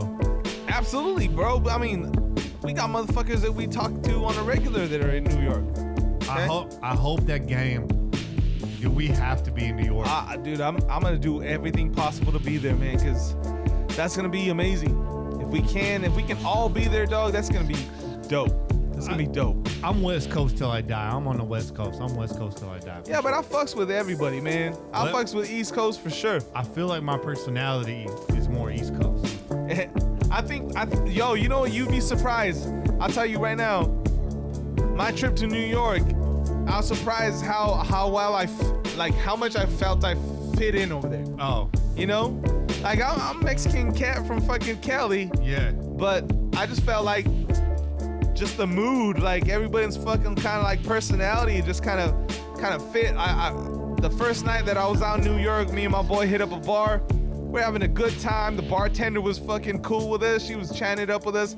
Then there was some cats that were just listening to our conversation. They just started chuckling in the corner. They're like, oh man, these motherfuckers are funny. And we just started going back and forth. We were watching like sports or I don't know what was on TV. Yeah. They were just laughing because we were just making some funny, just saying funny ass shit, you know? Shout out to Nosferatu who's jumping off the chat right now on East What up, Coast Nos? time. How ironic is that? That it's getting too late for Nosferatu. Yeah, Hey, is the sun about to come up over there? You in Transylvania, dog? Shout out to Nos. By the way, check out noslerats.bandcamp.com. There you go. If you Get your wanna- boy. If you want to hear some of my music. Because my friends call me Nos, dog. Shout out to Raiders of the North, Charles McBride. First time in the chat, repping Canada. Shout out to you, dog. And shout out to Stones Raider. Seeing some new faces in the chat tonight, and I like it. I like it. Ain't nothing wrong with that. You guys ready for that fade? Hold on. Let me hit that. I was waiting for the To the head? Yeah. All right, do it. We'll chop. Hey, pass me that right there. Thank you. You're listening to the smooth sounds of No Slurats. Oh yeah. This is a little song called Sound World 66. I never made it to any of my records, but you're hearing it now. You're hearing it now. My wife always says it sounds a little pornish, like a little pornish. Oh, you could stab a hoe to this. Yes. Yeah. No, I say that in the most respectful of ways. Absolutely. Stabbing a hoe. I have humped to this, and I did put that in the chat one time. We did hump to the Pillaging Podcast. I have. I'm not going to sit here and lie to you and tell you I haven't, because I have. I like it. I like it. We do have actually a playlist on SoundCloud. If you search Pillaging Podcast on SoundCloud, we have a playlist on there with a lot of the music from the show. We'll be updating that soon. Okay. I'll check it out. So if you like some of these older beats that we got, they're on there. And we get a lot of calls, or I should say like tweets or mentions about the outro, which is actually recorded by a friend of mine we'll call Silver and Black 666, who's been on the show several times. Sixes. Shout out to Sixes. Shout out to Sixes, dog. Hey, Sixes. Hey, if you never, look, you don't know shit about Sixes. First of all, Sixes is like, he is the homie. I never have a bad time in his house. He's like one of the most hospitable people I know. We always cooking up some good food over there. That tree is in effect. You already know that. And a talented musician in his own right. The first time I ever went to Six's house was for his birthday party. Okay. So that was cool. It was nice enough for him to extend the invite and a little jam session. But that outro is called Gone. It's by the Cosmic Dance Band. And that's Six's group, man. He was a front man for that group. That's his voice on the song, and we feel like it's a perfect outro. Very cool, yeah. A lot of the music on the show may change over time. Che and I are going to probably be producing some new interlude music. You goddamn right. Because we just got that itch. Right. Yeah, I'm itchy, bro. I'm itchy. I want to get back in the studio. Because if you haven't checked out beats. the Crow's Nest yet, there are some new beats on there, and a lot of them produced by Che and myself. Yeah, man, that feels good to hear that. And Your boy Kenny over here, he been done that, okay? He's been producing beats. But your boy, this is the first time he's been up in this studio. It feels good to have my ideas, my thoughts attached to some beats, and then your boy puts them all together because he's producer extraordinaire over here. bro, you stepped up to the plate in your rookie season. And Woo. we're stroking. Oh, I'm ready, dog. Yeah. Stroking. I wanna get back in the lab, dog. That was fun. That was good motherfucking time. I say you were batting about a 302. Woo! But your slugging percentage was like a 445. There you go. Boom. Over the fence. Damn. And that OBP was real strong. On base. I'm on base, dog. Shout out, dog. All right, that was good times, dog. Let's get that fade. Hell yeah. Oh, that feels good. That was a quick fade, but it feels good. Feels good. All right, guys, let's get back on the air. Is everybody ready? Yeah. All right, tracks are locked in. Tracks are hot. We're queued up. Mics are on. Cams are go. And we're back. That's right. We're back on the air. That's right. Back on the air. Goddamn right. People are like, how does Kenny and Chase shout and whisper? And it still comes through so clear. You may never know. Now, bro, best producer in the game. Make sure the clarity is there. Clarity is there. The clarity is there. It's on point. I think at this time is a good time to call our brother Raider Kane. You're fucking right. I'm feeling saucy, doggy. I'm feeling saucy too. We're pretty sauced up over here. Your boy came through with the good chelas, dog. That sugar has a little kick to it. That brown sugar. 10% is no hoe. Hell no. Hell no. You goddamn right. Shoo. Please leave your message for. Oops. Net. Easy. Yeah. Almost got us. Almost got us. All right, that wasn't the right number. Let's try this number. Kane, you got all the burner accounts. You know what I mean? Yeah. Kane, you on the chat still, dog? He made it very clear last week. You Be got to ready, keep bro. calling him back. Yeah, I know. Calling him back. We can call him back. We just want to make sure we're calling the right fucking number. Kane's he's in that trap house right now. He's shuffling phones. He's got a bag of phones, dog. Hello? Yeah. What up, dog? What's good? What's going on? We got you on the burner phone. We got you on the burner phone right now. We got you on that track phone. Got you on that Boost Mobile. Hey. Actually, it's Verizon. This motherfucker up in the mountains, man. There you Can't go. get no signal up here. Yeah. Yeah, you gotta go with Verizon if you're up in the fucking mountains. Hey, Because AT&T and fucking and T-Mobile, they're gonna fuck your life up out there, dog. a brother in the mountains Oh, man. is type nervous.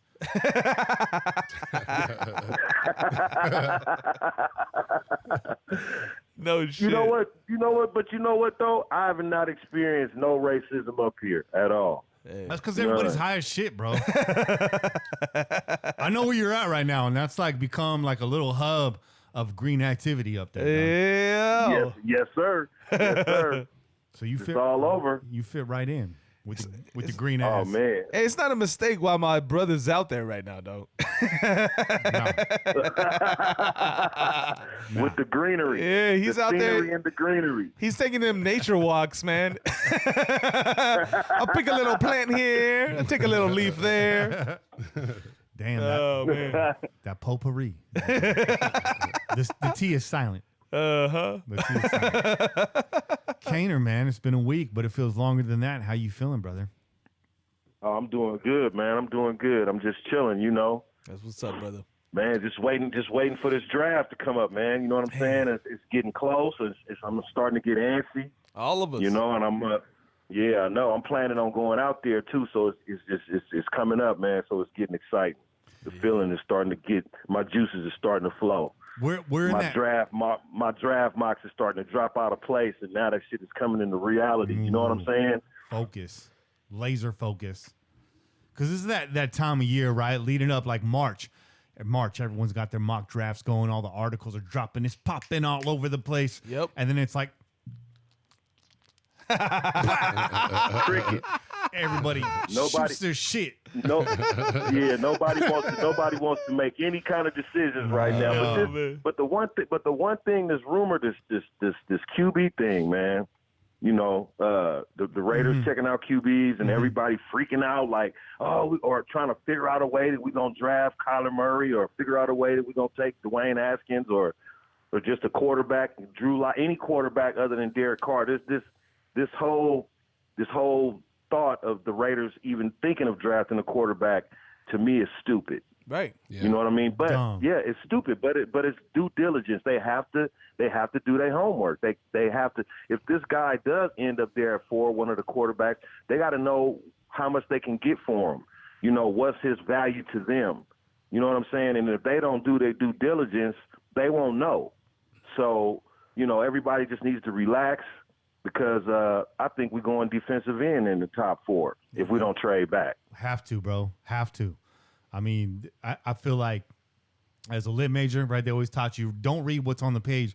Read what's not on the page. Right. Look at the Raiders free agency, period. What's not on the page? Defensive end. Yeah. Morrow don't count, okay? He don't count. That's a depth signing. What's not on the page? Defensive end. What's the biggest bold, italics, double fucking size font need for the Raiders this offseason, Kane? What's the biggest fucking need that we have? Defensive end. That's right. That's it. You know, everyone. And the fact that they – I'm sorry, go ahead. No, you please first.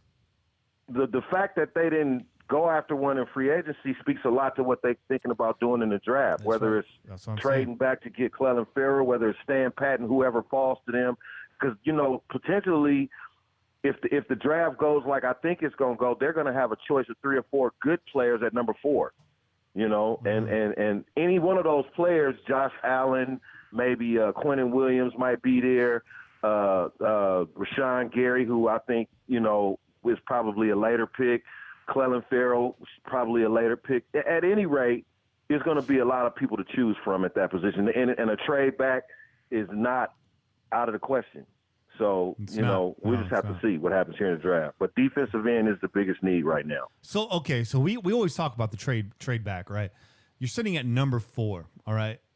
One factor is the player that's no longer there is going to influence if you're trading back, right? So 2 of those guys we see probably Nick Bosa and Quentin Williams. With Josh Allen, I say being a wild card. And my gut, Allen is a Jet. He's a better fit with the Jets. I'm not saying if he's there, he's not a solid pick at 4. I guess what I'm trying to ask you, Kane, is who has to be gone at 4 for the Raiders to want to trade back? That's a good question. I'm going to say, that's a really good question. I mean, then there's more than one name. There's more than one name. Quentin Williams ain't there at 4. Yeah. They'll probably trade back. What if Nick Bosa is? If Nick Bosa is there at 4, they take him. Okay. I mean, you can't. No matter what people say, the injury, he didn't show up to play his last year in college.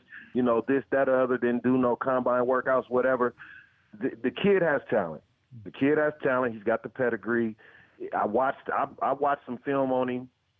He's a beast, man. He got a real quick first step off the edge, and he's got speed coming around that edge, man. Yeah. Unseen speed in a long time. This dude is the real freaking deal, man.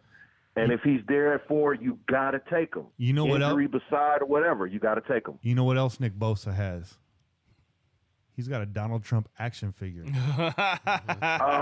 man, I saw that. And I'm not trying to tell you where I side politically, because personally, if you really ask me, it's a long story. The whole thing is a sham. This isn't a political podcast. But it's still weird that you got an action figure of a real grown-ass man. That's just weird. That's kind of Real grown ass. out there. I don't fat, care. I don't care orange. who you support. Okay? I don't care. I honestly don't care. And I don't want you to care who I support. But you got an action figure of a real live grown-ass man. And you're a grown man. And you're a grown man. Yeah, you're a grown man. You're a grown man. That's weird. It's not a make or break as far as draft picks are concerned. I'm just saying. Yeah. Stick to the fucking the superheroes, dog. You know what I got? I got Stick to the real action. I got a starting lineup Bo Jackson action There you go. figure. How about that? There you go. That's a grown-ass man. An athlete's different, dog. And that's still that's still in the bubble pack. Okay. Even if you had a bobblehead, it would be, it might be a little bit more receptive to, you know what I mean, to have a bobblehead these days. But an action figure, Yeah. come on, dude, for real. Yeah. Like, And I don't care what side of the line you're on. If you got a Donald Trump bobblehead, I fucks with you. Like, either way, I fucks with you. I don't know why, but the bobblehead makes a difference. You feel me, right? Like, you get it. I mean, either side. Like, I fucks with that. Like a bobblehead, I fucks with that. An action figure, ugh. Yeah, action figure. Come on now. Weird, man. Hella weird. Yeah. But the Raiders have had a few signings this week, dog. One of them is Ryan Grant. This is a signing that I feel they announced it. It kind of went under the radar. People are like, okay, free agency's died down. Ryan Grant, cool, it's a depth signing. I think it's actually kind of a big deal. How do you feel about it, Kane? I believe it was a big deal. I believe he's Seth Roberts. Actually, he is Seth Roberts' replacement on the roster, Absolutely. during injury, and he makes the 53-man roster. He's going to take that place of Seth Roberts, and he's good in the slot. Yeah. I mean, he yeah. So I don't know much about him. I haven't watched much of his film or anything, to be honest with you. But I looked at his numbers. He's got good numbers, and he can play in the slot. And the coaches let Seth Roberts go, who we'll touch on in a second. So yeah, he's the guy right now. Here's a hot take. Get ready on the button. Get ready on the button. Bro. Get your finger I'm ready. on the button. I'm ready. Those that don't watch the live stream don't understand this, but get ready. I'm ready, dog. Here's a hot take. Ryan Grant, this is a West Coast reference. Ryan Grant is Seth Roberts, but you paid a little extra for the guacamole. I like that. Ryan Grant is the super burrito version of Seth Robert. Okay? Yeah, all right. I like That about sums it up. Yeah, because not only is Grant going to have the sure hands, but he's going to bring in some passes you thought he wouldn't make also. And to Seth's credit, he's done that too. Yeah. But we all know why we're talking about Seth Roberts, first of all. So I'm not going to reset that take. But yeah, Ryan Grant is Seth guacamole, bro. There you go. And guacamole is a fucking salsa. And to speak on Seth real quick while we're talking about Seth, Seth, he had some real bad times, but he also had some real good times. Yeah. I liken him to be Seth. All he does is catch touchdown Roberts, because basically while he was here, that's all he did. He either caught a touchdown or dropped a fucking pass. Mm-hmm. You know what I'm saying? Mm-hmm. And one of my favorite moments was the game-winning touchdown in 2016 versus Tampa Bay. Yep. It's one of his highlight moments Huge. as a Raider. Huge. And that's when we saw his ability to make a big play, to turn a little something into a big something. So we got to give him his props while he was here. Though we could have been better at that position. He was what we had, and he did make some plays and win some games for us. And that's a for shout sure out right to on. Seth Roberts. And that's a for sure right. Oh, what you say now, Chuck? Because Seth's gotten beat up a little bit in this episode, but I will say, dude, I've been riding with Seth Roberts, man. Hell yeah. I've been riding with Seth Roberts since day one, and Kane, you said it. You said it. Either he dropped a pass or caught a touchdown, or one thing you didn't say, but I know you meant to. He converted a third down. Those are the three things he did. He dropped balls, converted third downs, and scored touchdowns. His we might miss his downfield blocking. If you watch if you've watched the live feed, you know what Kane's saying. So, drop balls, converted third downs, and scored touchdowns. All he did, right? And I'm a gambling man. I like to gamble. Yeah. I like to let my money ride. And, That's right. And those are good odds, man. I will ride with that. It's either strikeout or home run. He was a fucking lightweight diet Ricky Henderson. I'm making a bad comparison. But Ricky Henderson led the league in strikeouts. Though, right? You know what you're describing when you say he either dropped the pass, caught a touchdown, or scored a first down. You're saying he's inconsistent. He is inconsistent, yeah. And that's why he's not here. Yeah, that's why he's not here. Because he's inconsistent. And Ryan Grant is consistent for what he does. And that's why I think he's going to be a great third or fourth wide receiver on this roster, bro. We might miss his downfield blocking, though. It's true. But Ryan Grant can do that. Okay. Yeah, Ryan Grant can do that. I told you, he's Seth with guacamole con guac. All right, I believe you. Con guac. Con guac. Hey, Seth is like that regular burrito, and you didn't fucking hit the salsa bar on your way out. Ryan Grant is the guacamole, and you didn't put everything on it, but you got a little pico de gallo, and maybe that escabeche on the side. There you go. I like that. And you can't forget the green taco sauce, man. Yeah. The homemade green taco sauce. You got to have that. Hey, Che knows all about that taco, that homemade. That homemade salsa, bro. Yeah. Oh, yeah. Kane knows about that too. You ain't enjoyed that shit yet? I haven't made it. Where your website at, man? Hey. We waiting on the website, man. Hey, man. Hey. Che's Blender's in a box right now. It's in a box right now, dog. I just moved, so it's gonna be a while until I make some salsa. Oh, no, shit. I'm Okay. gonna be making salsa real soon, bro. But I was waiting for you to come through the studio, and that fucking last week that week that you were supposed to be here with Lincoln Kennedy and your car broke down, which was unfortunate. You actually kind of saved my ass because I totally fucking blanked and I didn't make the salsa. I had promised you the salsa. So I was like, it's kind of a good thing that Kane didn't make it through because I didn't have that salsa for him, though. Kane, are you back in the whip now? Do you got the Jeep? Or you No. got the Beamer back? Yeah. I'm back. I was back like 3-4 days later. Right, So cool. when's the next time we can expect you up in here, bro? Because I want to make sure I got that fucking delicious y'all shit. let me know. I mean, you know what I'm saying? Obviously, the draft is next week, so not then. So I guess it'll be in May. You know, Okay. I was listening to the show, and y'all got a couple of studio guests in the beginning. I think I heard you say. So sometime in May. Any weekend, but Memorial Day weekend, because I gotta be on call for work that weekend. Okay. That's cool. Actually, the draft starts the 25th, so we got a week before that. But who's our guest next week?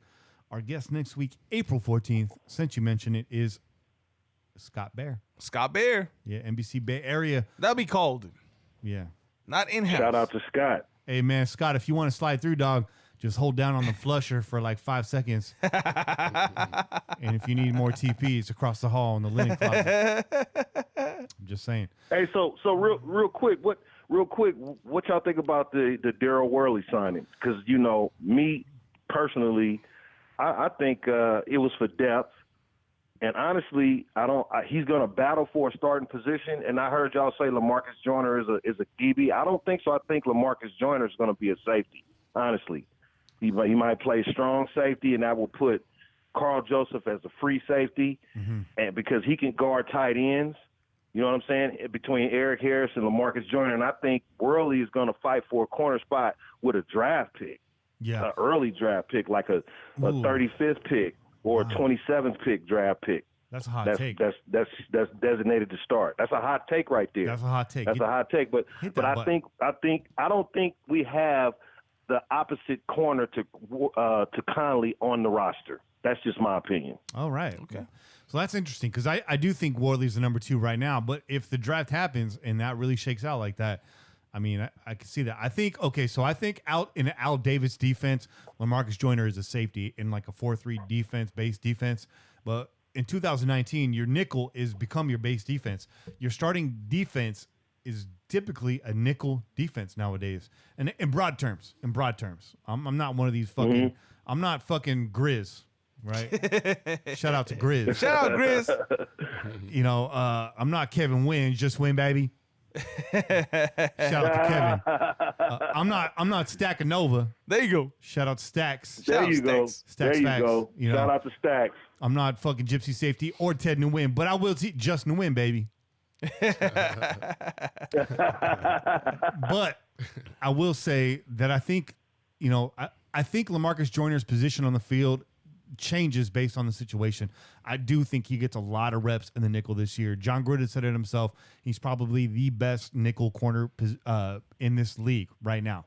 But I also think he's still got reps left at safety. I think safety is his future, right? As we see corners age out in this league, absolutely, they go to safety. And Joyner's kind of an odd duck in that he started there, moved back down to nickel, and then I think he can do both, is what I'm trying to say. I think it's going to be situational. I think you're going to see a lot of Joyner in the slot, but in certain situations where you need him up top, we still need that third guy. Now, if Daryl Worley ends up being that guy in those situations, that means we're really pretty at corner. So if that happens, that is – so again, I've said this before. Kane's got some hot takes, and you've seen him on Twitter. You've heard him here on the show. But when we really stop to think about it, Kane's got some takes that make you think. They're not takes that you can dismiss outright. I don't think that's fair. I think what you're saying could totally happen. I think that could totally happen. And I wouldn't be mad at it. But, I mean, we talked about Daryl Worley early, so it's good to hear your thoughts. But I think overall, we're happy, man. Worley's a Raider. I think he wants to be here. He feels like he owes something to the fans. And what I see is his heart is in the game. Yeah. And his heart is silver and black. And that's all our coach is looking for. And that's where it starts with John Absolutely. Gruden. You know? Yep. Yeah, yeah, absolutely. I agree with you. I agree with you. We deep. And for some reason in my mind, I just feel like, you know how you eating a steak and you be like, damn, it's missing something. You know what I'm saying? It's good, but it's just missing something right now. You know what I'm saying? And that's how I feel about Worley. I feel like, yeah, you good. He can tackle. He can play against the run. You know, he can play against the pass. He's tough. He's physical. You know, he hangs with but for some reason, it's just. It just is missing something. You know what I'm saying? Yeah. And with the draft coming up, and we got players in the draft that you could, you know, Byron Murphy's, Greedy Williams, you know, Nasir Adderley, you know, at the safety position. You got a lot of players that's worth taking. That still, if you had Worley, that's good depth. You can't beat that. But then you also got a top corner opposite of Conley. That's just my opinion. I don't want to spend too much time talking about it. I'm just saying, you know, that's just where I'm at right now. Well, part of that is the Raider fan in you and the Raider historian in you, where from 1 to 4, the Raider secondary, or 1 to 5, I guess in today's terms, the secondary was just tip top, you know, from top to the bottom, legit locked down. You know what I mean? So I hear that coming out and what you're saying, Kane, and I appreciate that. I respect that, you know. But I know what you mean, man. It's like a steak that's missing something. Kane, why are people afraid to put salt on their steak? Put some salt on that steak. I guess because it takes the flavor away.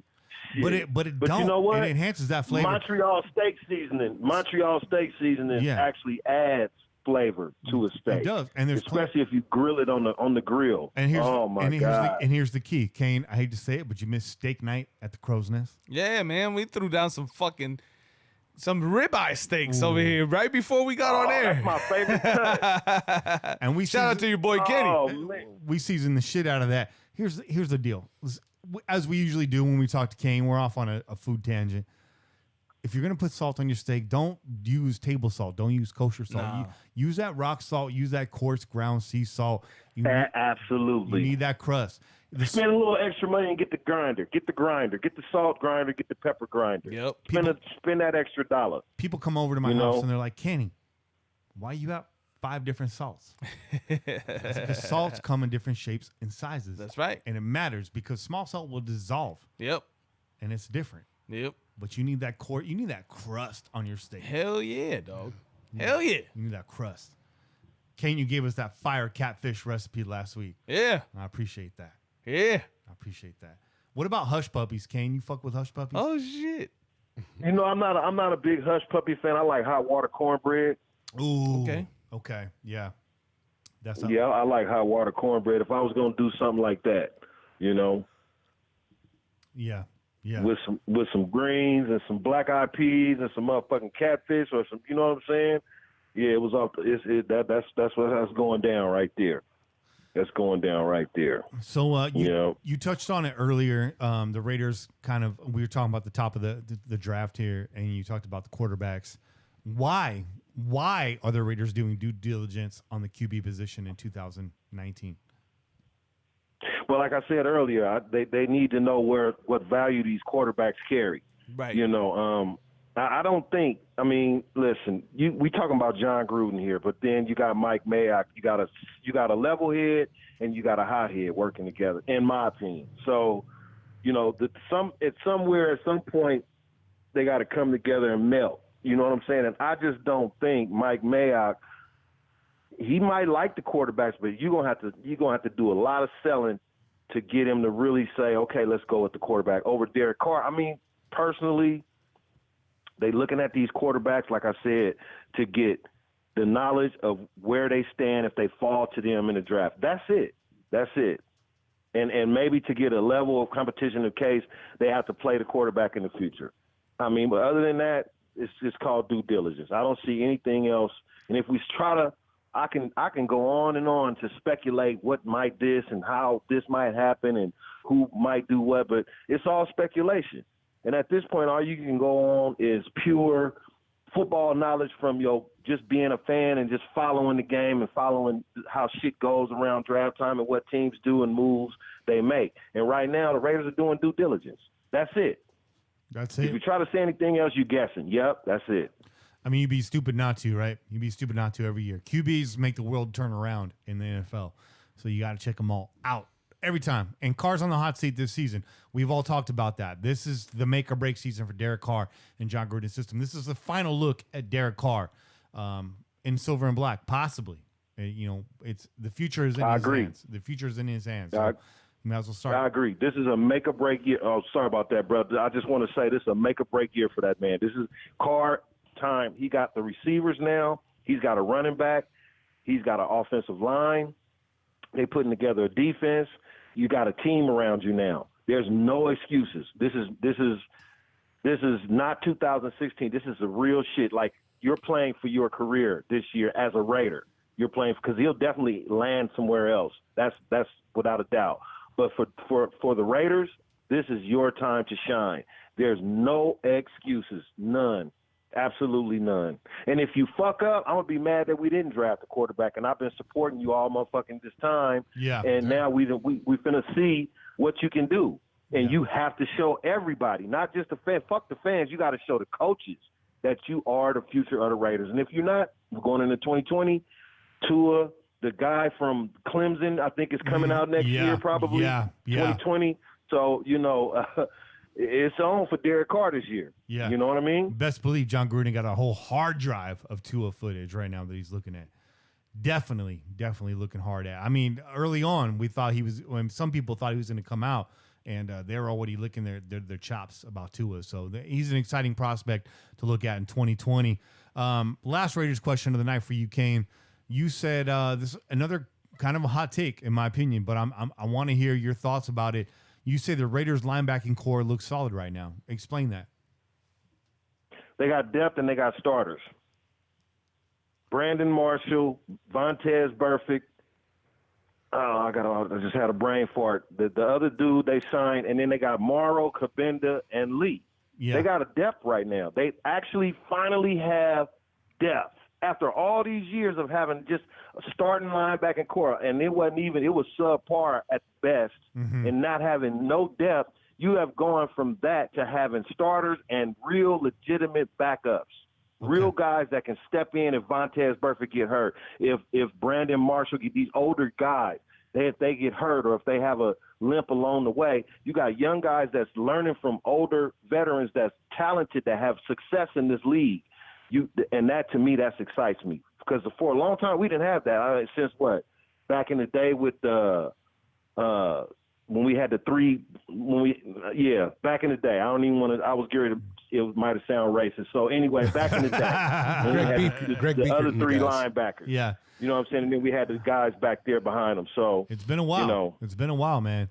It's been a while. It's been a while. You got Whitehead, you got Burfict, you got Marshall, you got Markel Lee, you got Morrow in there now, and you got Kabinda. There you go. Yeah. With it. Yeah. That's the guy, the other starter. Yeah. And then you got Kabinda, Lee, and Moreau. You got 6 solid guys, all 6 which could start.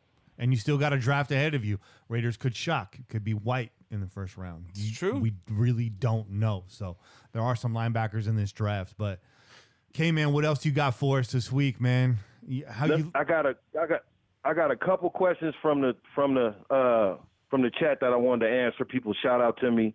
If y'all don't mind, it's a couple questions. Yeah, Watts Raider wanted to know why does AB keep calling JuJu out? Obviously, you guys answered that earlier. JuJu's, spotted off to him. He's been answering back. But in my opinion, AB needs to let Pittsburgh go. It's time to let it go, bro. Let it go.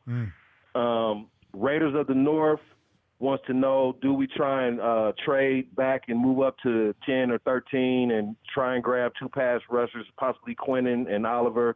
That sounds like a possibility. And I wouldn't put it past the Raiders to trade back in early to the first round and try to pick up another pass rusher. That would be the ultimate idea. You need pass rushers, and 2 of them wouldn't hurt you.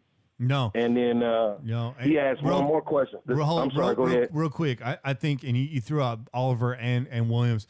If we trade back to 10, there's a shot we get Oliver. Williams is gone at that time. I hate to say it, but I think he's gone. No, but if we got Williams at 4, I think if we got Williams at 4. And then traded up. And then we traded back and got Oliver, yeah. That's a possibility. Yep. That's a and then he had one other, Raiders of the North had one other question. Do we sign Marshawn Lynch? Yes, if he wants to. My answer is yes if he wants to play. And his other question was, is he the starter? If you know John Gruden and you know how he feels about his veterans, yes, Marshawn Lynch would be the starter, but he won't get more touches than Crowell. Right, meaning he'll be the first guy that you see out there running the ball, but Crowell's going to get the bulk of the carries. I absolutely 100% agree with that. I think that whole Lynch situation is just kind of like you said it. If he feels like he wants to and they can come to a number, absolutely, for sure. John Gruden said it. The door is always open for Marshawn. But it's just a matter of if he will and what does he want, That's what it is. We're sitting at like a pretty like $25 million, maybe plus in cap space right now. So there's no reason why that couldn't happen. That's all Marshawn, right? Right. Yeah. That's all on Marshawn. Like they say, the door is open, and I think as long as we're in Oakland, the door is always open to Marshawn, if nothing else, for just Mark Davis and Marshawn Lynch's relationship. Yeah. He's a Raider. Even if he, like you said, starts and plays first and second down, and we don't see him no more till the third quarter. He's a starter. He got his touches as a starter, and we're moving on to Crowell. Yeah. Absolutely, man.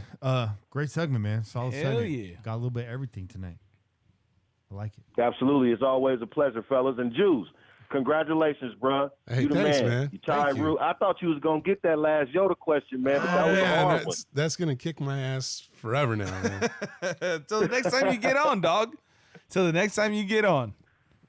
Yeah. And y'all with me with this damn 2-minute drill, y'all ain't finna talk me into that shit. No. Yeah. I might get 14 my ass. I might get 4. Hey, look, I know Kenny.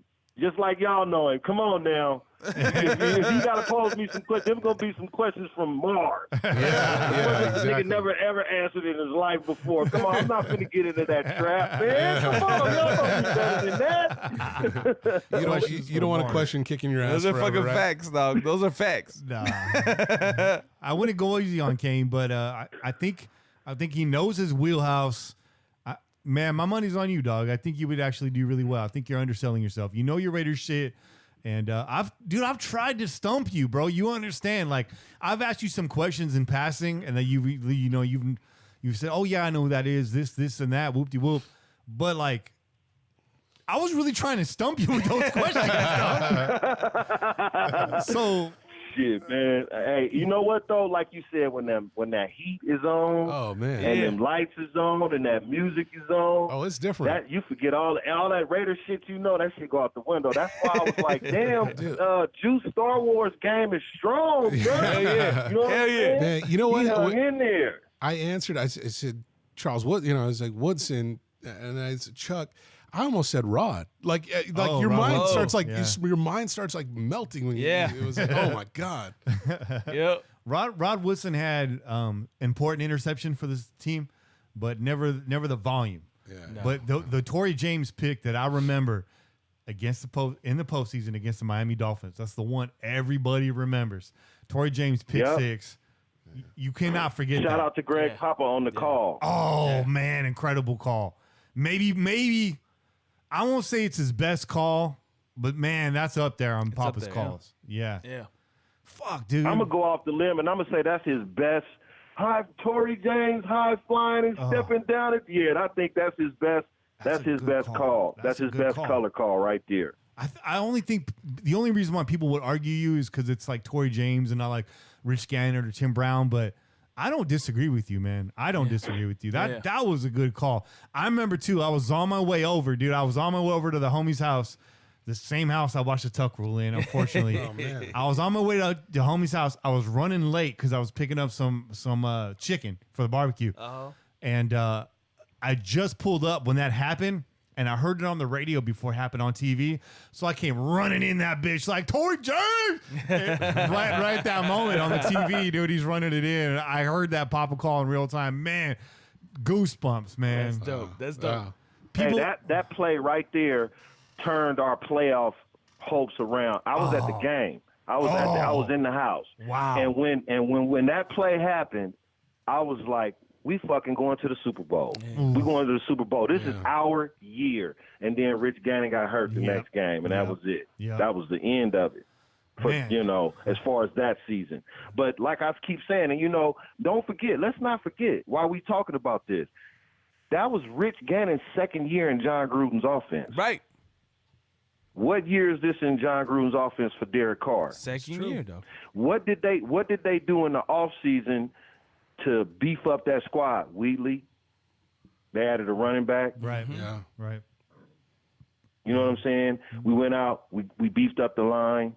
Lincoln Kennedy. We added what's homeboy? They drafted I can't think of his name. The left tackle.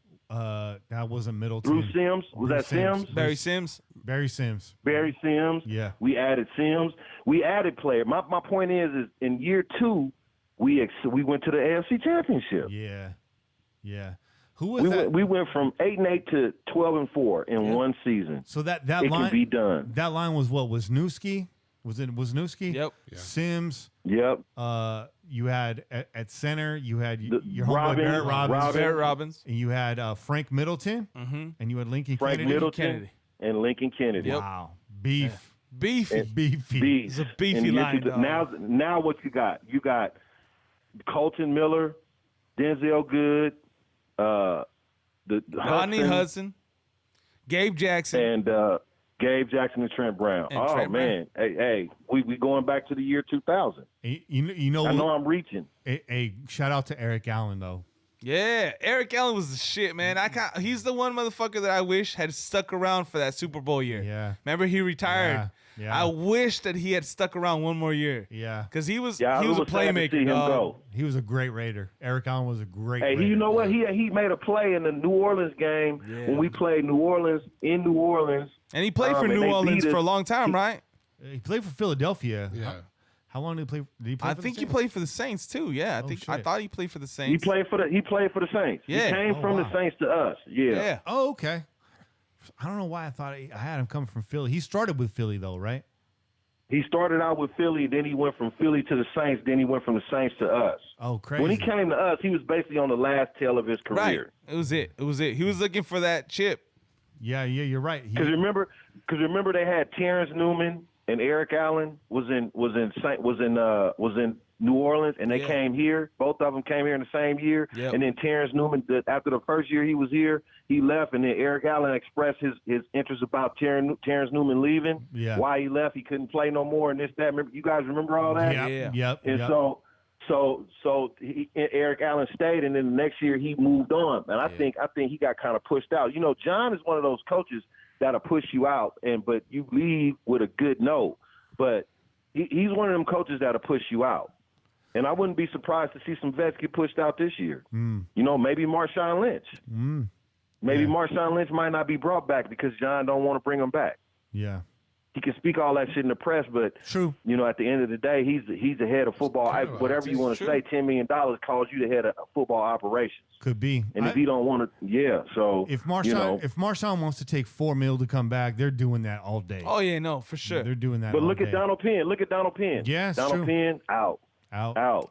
Yeah, but Donald Penn. in a quiet way. Yeah. But Donald You know? Penn, Donald Penn had with all the injuries, dog. Donald Penn with all the injuries, and Donald Penn not playing well in a new position, right? They switched him over to the left. They're not going to put him back in the left, right? They switched him from No. left to right. Then we're going to bring him back to the left. So once they saw his performance at right tackle and the injuries are piling up, of course they're going to let him go. But Marshawn, I think that's a little different. Because when Marshawn's healthy, we saw what Marshawn can do. He was cutting. He was making those big runs. He was breaking tackles. He's doing all the things that you want your running back to do without a solid line in front of him. Yeah, so he's I wouldn't work. be. I wouldn't That's think true. that he falls into that same line as fucking Donald Penn. Right. Yeah. Hey. But shout out to Eric I Allen, agree though. with you, Che. Shout I out. agree with you on that. Shout out Eric Allen, dog. Shout out Eric Allen. That motherfucker. I'm telling you, when he retired, I was like, motherfucker. Yeah. That motherfucker was And bad, he dog. put a big ad in the paper. Yeah, man. He put an ad in the Oakland Tribune, like a full page ad, thanking the fans. Like we all was like sad to see Eric Allen go. Yeah, I'm right man. there with you, bro. Bruh, Eric. Yeah, Eric, I remember that like it was yesterday. Eric Allen played with Randall Cunningham, dude. Yeah. Yeah. It's a trip. Yeah. Randall crazy. Cunningham was dope. He's one of my favorite QBs, bro, of all time. Randall Cunningham was dope. I mean, as a Shit, didn't he play with the coach, Herm Edwards? Or Yeah. Did Eric Allen play with Herm Edwards he might have, dude. Did they overlap? on the Eagles? I think so, dog. I know Herm. He might have. Herm Edwards' head ass fucking lives over in Monterey now, though. Hey, you know Herm Edwards. You know Herm Edwards Seaside. played against us in the Super Bowl in the Yep. 1980 Super Bowl. He's Yep. on that Eagles losing team Yep. that lost to the Raiders. He got fucking posterized by Jim Plunkett, dude. That ball went And he got right burnt over by his Kenny head. King. Yeah, he Yeah. did. Yeah, he did. He's in that NFL films getting burnt like toast. Burnt. Sherm Edwards, dog. Sherm a.k.a. Sherm Edwards. Yo. But you know what though? Deep down, he's a Raider fan. He's from the Bay Area. Yeah, for He's a sure. Raider fan. For sure. And please don't try to go back into coaching, Herm. Your coaching you gave us. But you know what? If you want to coach the Chiefs again, I welcome you because you gave us the Right. chance to whoop on the Chiefs for years. Hey. So yes, please come back. Speaking of has-been coaches, man, shout out to Kane for calling it on the AAF. That did not last. Right? He did call that. You did call that, dog. You Hey. called that. That did not last, bro. They pulled their money out real fast. They didn't even, dude. Fucking poor Trent Richardson, bro. He was in the playoffs, Yeah. dog. Yeah. He was like, that's right. That's right. Hey, That's what? right. Johnny Manziel signed on Wednesday and the league shut down on Saturday or some shit like that? Or Johnny a week Manziel later? will do that to you. Yeah. Manziel signed on Wednesday, got concussed on Sunday, league shut down on Wednesday.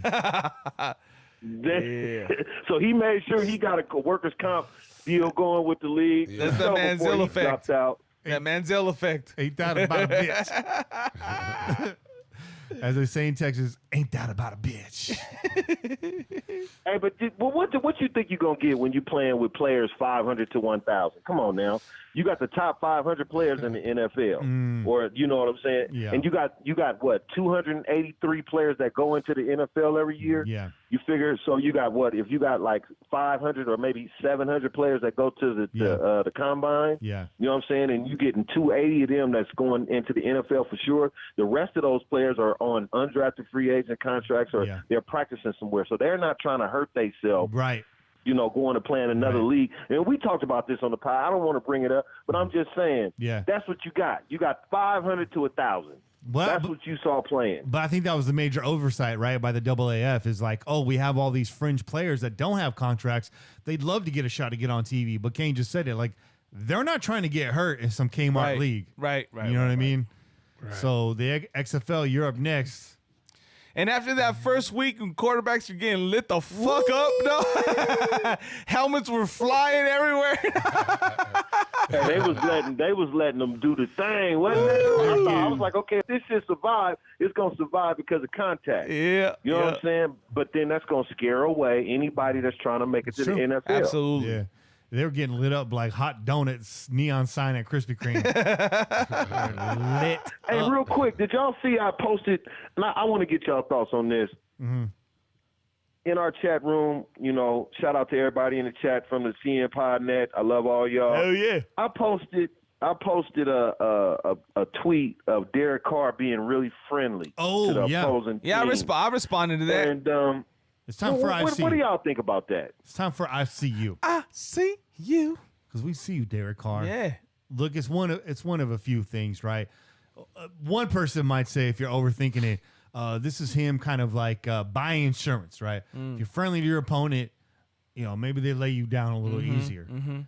There's another part of this is, well, he's just being a good Christian. Right. There's another part of this that says the fire doesn't burn inside of Derek Carr like it burns inside of other people, which we've talked about. Or is it strategy? Is it strategy? Is it strategy? Is it I'm being nice to you because when you come around that corner, if I'm saying, hey, Shelby Harris, how you doing? While I'm walking up to the line, what's up, Shelby? I see you over there. Yeah. How much is you going to think about it if you Shelby like, oh, man, is you going to be like, oh, I'm about to rip your motherfucking head off?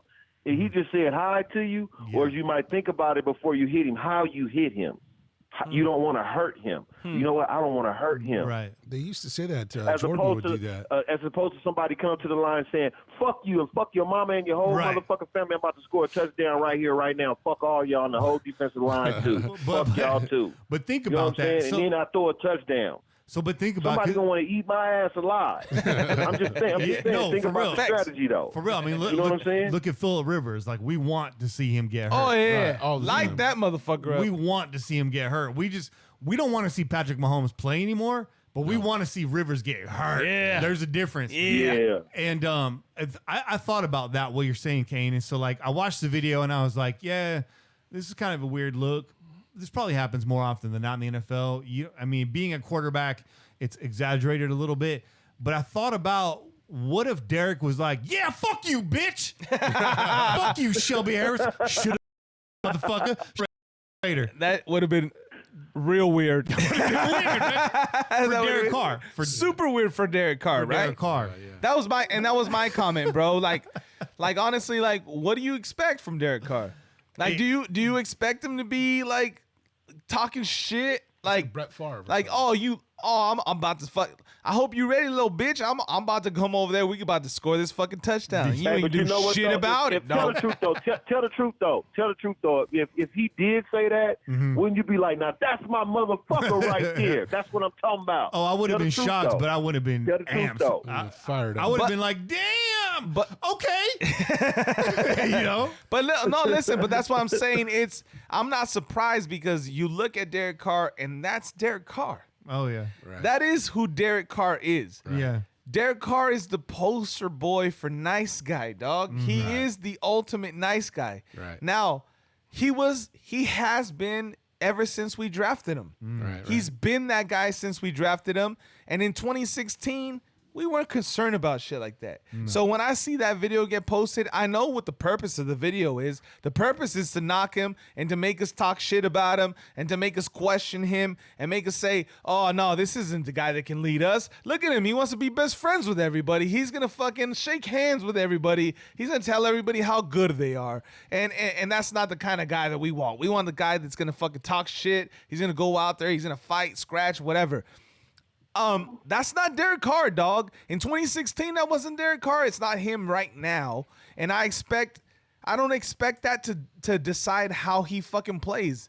I don't expect that to decide how he plays. You know what? He can go out there. Did you see how the players? But did you see how the players responded to him? They wasn't saying shit. They was like, "Man, what the fuck?" Like, they wasn't really. Some of them said something, but the majority of them, they was like concentrated on football. They wasn't thinking about, right. Oh, hey, how you doing? I saw you over here. You looking good in college. This, that, blah, blah, blah. Right. So my thing, I go back to this strategy thing. You know what I mean? I go back to, I think of it as like, if I'm Derek Carr, like, okay, you know, I'm a little breezy. You know what I'm saying? And so I don't really want to take no major ass hits, no matter if I'm tough or not. You know what I'm saying? I don't give a fuck who you is. You don't want to get hit by a car. You know what I'm saying? So you might try to have a strategy, you know what I'm saying, and say, hey, you know, just remember me when you come around that motherfucking corner. You know what I mean? That's all I'm saying. You chop it up. You have a good relationship with the motherfuckers. You chop it up with them, and maybe you build a fucking friendship right outside of fucking your team, and maybe, just maybe, they try not to hurt you when they hit you. Right? I can see that. That's exactly what I'm talking about, I can see that. They said that Michael Jordan did that with Charles Oakley with the Knicks. You know, but Charles Oakley, Barkley, Charles Oakley was his teammate before he was a Knick. Charles Oakley was on the Bulls with Jordan when he fucking got drafted. And so was Shelby Harris. Yeah. Now with Michael Jordan, just to be clear. Yeah, but yeah, I feel you, Juice. You're right. That was his friend on the team, so he just kind of reminded him, like, "Hey, I know you. I know your mama and your daddy, your uncle, your auntie, your brothers and sisters and shit. Charles I know Oakley your kids. didn't so hack remember him the way me he when did you come everybody around that curve. Yeah, you know what I'm saying? That's all I'm saying. I'm over here looking at a picture of Derek Carr's wife, and he can say whatever he wants. Say whatever you want. Not my type, but you say whatever you want, dog. Say what you want, Derek Carr. Say what you want. And Nick can vouch for me. I was over here looking at Derek Carr's wife. He was. I was trying to get a peek. Kaner, man, it's good talking to you, brother. Hell yeah. Hey, it's always good, brothers. One love, and I'll catch up with y'all next week. Absolutely, dog. All right, homie. Peace. Okay, Peace out. for sure. All right, Peace. All right, that was solid. Yeah. Beefy segment. It's time to do some shout-outs, man. Shout outs. We got some Twitter shout-outs. Shout out to Silky Slim, Raider fan. Oh, special shout out to Silky Slim. We missed him a couple weeks ago. Silky, you're in there now. You're up in that bitch. Silky Slim. Silky Slim. Shout out to Raider fan 80, Jason, Jim, Henry, Raider Ran, Anthony Carrasco, Richard Alvarez, Eugenia Matloff. Shout out to Nick B. Drums, Jonathan Peso, Loserville Gooner. Shout out to Patrick O'Donohue, the Raiders curator, Darren Moore, Anthony Pena, Susie, Cutie, Raiderette. Shout out to the Nation Booster Club, Dallas Fort Worth chapter. I'm freaking thirsty right now. I know, hey. It's a little dry. I'm a little dry mouth too, dog. Shout out to Chuck McBride. Shout out to Jeremy Knox, Randy Swallow. That's a hell of a name, Randy Swallow. He's not thirsty. Shout out to Steve. Damn it, Jim. Shout out to Steve Kaufman. Shout out to Jim Vivian. Elizabeth. Facts. Elizabeth Davila. Shout out to you, Juice. Shout out, Juice. Shout out to the Inebri Nation podcast. Hell Newest member of the Crow's Nest podcast. Make sure you're following at CNPodNet on Twitter for all of our releases. Welcome to the team, brothers. We appreciate you guys. I just remembered the conversation we had earlier. That'll be featured on the Crow's Nest podcast. Yeah, it's going to be a good one, too. Tonight. Oh, I'm just really remembering that conversation, dude. It's going to be a good one. Wow. Yeah, tune in. I must have drank 3 beers in like 15 minutes. Needless to say, there's some stories told. Good stories. Please tune into the Crow's Nest podcast. The listenership has been solid. Yeah. But some of you haven't listened. Yeah. And it shows. You're going to want to tune into this episode, which will be dropping, I believe, Tuesday morning. So check that out. YouTube shout out to KSTK, shout out to David Goodman, Kef McGilvray, sorry, and shout out to Gabe Ortiz. Big shout out Hell yeah. to the Raider WAP and Harry, our boy Harry out there in the UK. Yeah. He's been wanting a nickname, Che. Oh, man. He should just be Harry Raider. Harry Raider. Right? Harry and the Hendersons. Harry and the Raidersons, bro. Harry and the Raidersons. Something along those lines. We'll work on it. We'll shop it, Harry, okay? We're going to shop it. We're going to workshop that. But you guys donated the last week, and That's what's up, man. you're keeping us on air for another month. So thank you Appreciate for y'all, keeping us on the air. We appreciate that. If you want to donate to the show, you can check us out. Any of our social media profile bios, there's a link there. You got some IG shout outs? Yeah, you already know I do, dog. So shout out to Raiders of the North, and I just saw that Raiders of the North, Charles McBride is in the chat. So shout out to you, dog. Maybe that's you. I'm not sure. I didn't look at the. Oh no, I'll follow it up. Charles McBride 21. Right after that, shout out. There you go. There you go. Charles McBride. Yo, we see you, dog, and we see the Raiders of the North. We appreciate y'all, man. Yeah. Shout out to our boys yet again, the Inebri Nation podcast, okay? Joining the CNPN. Yeah, and that's all right. That's spelled INEBRI. There you go. NATION. There you go. Inebri Nation. Follow podcast. them on Twitter and Instagram, okay? And they're posting up pictures of chelas and all that good stuff on Yeah. Instagram. So follow them there for sure. Shout out to Dante, the Servant Warrior 7. Man, that sounds very special. Shout out to my boy, Medium Brer. That's my homie, my former roommate from college. All right. Shout out to Quinn. Was that Medium Brer? Medium Brer. That's dope. That's my homie. That's what. Hey, I'm telling you, he fits right in, dog. He fits right in. I'm letting you know. Okay. Shout out to Quinn Mesmer. Shout out to Mud Villain.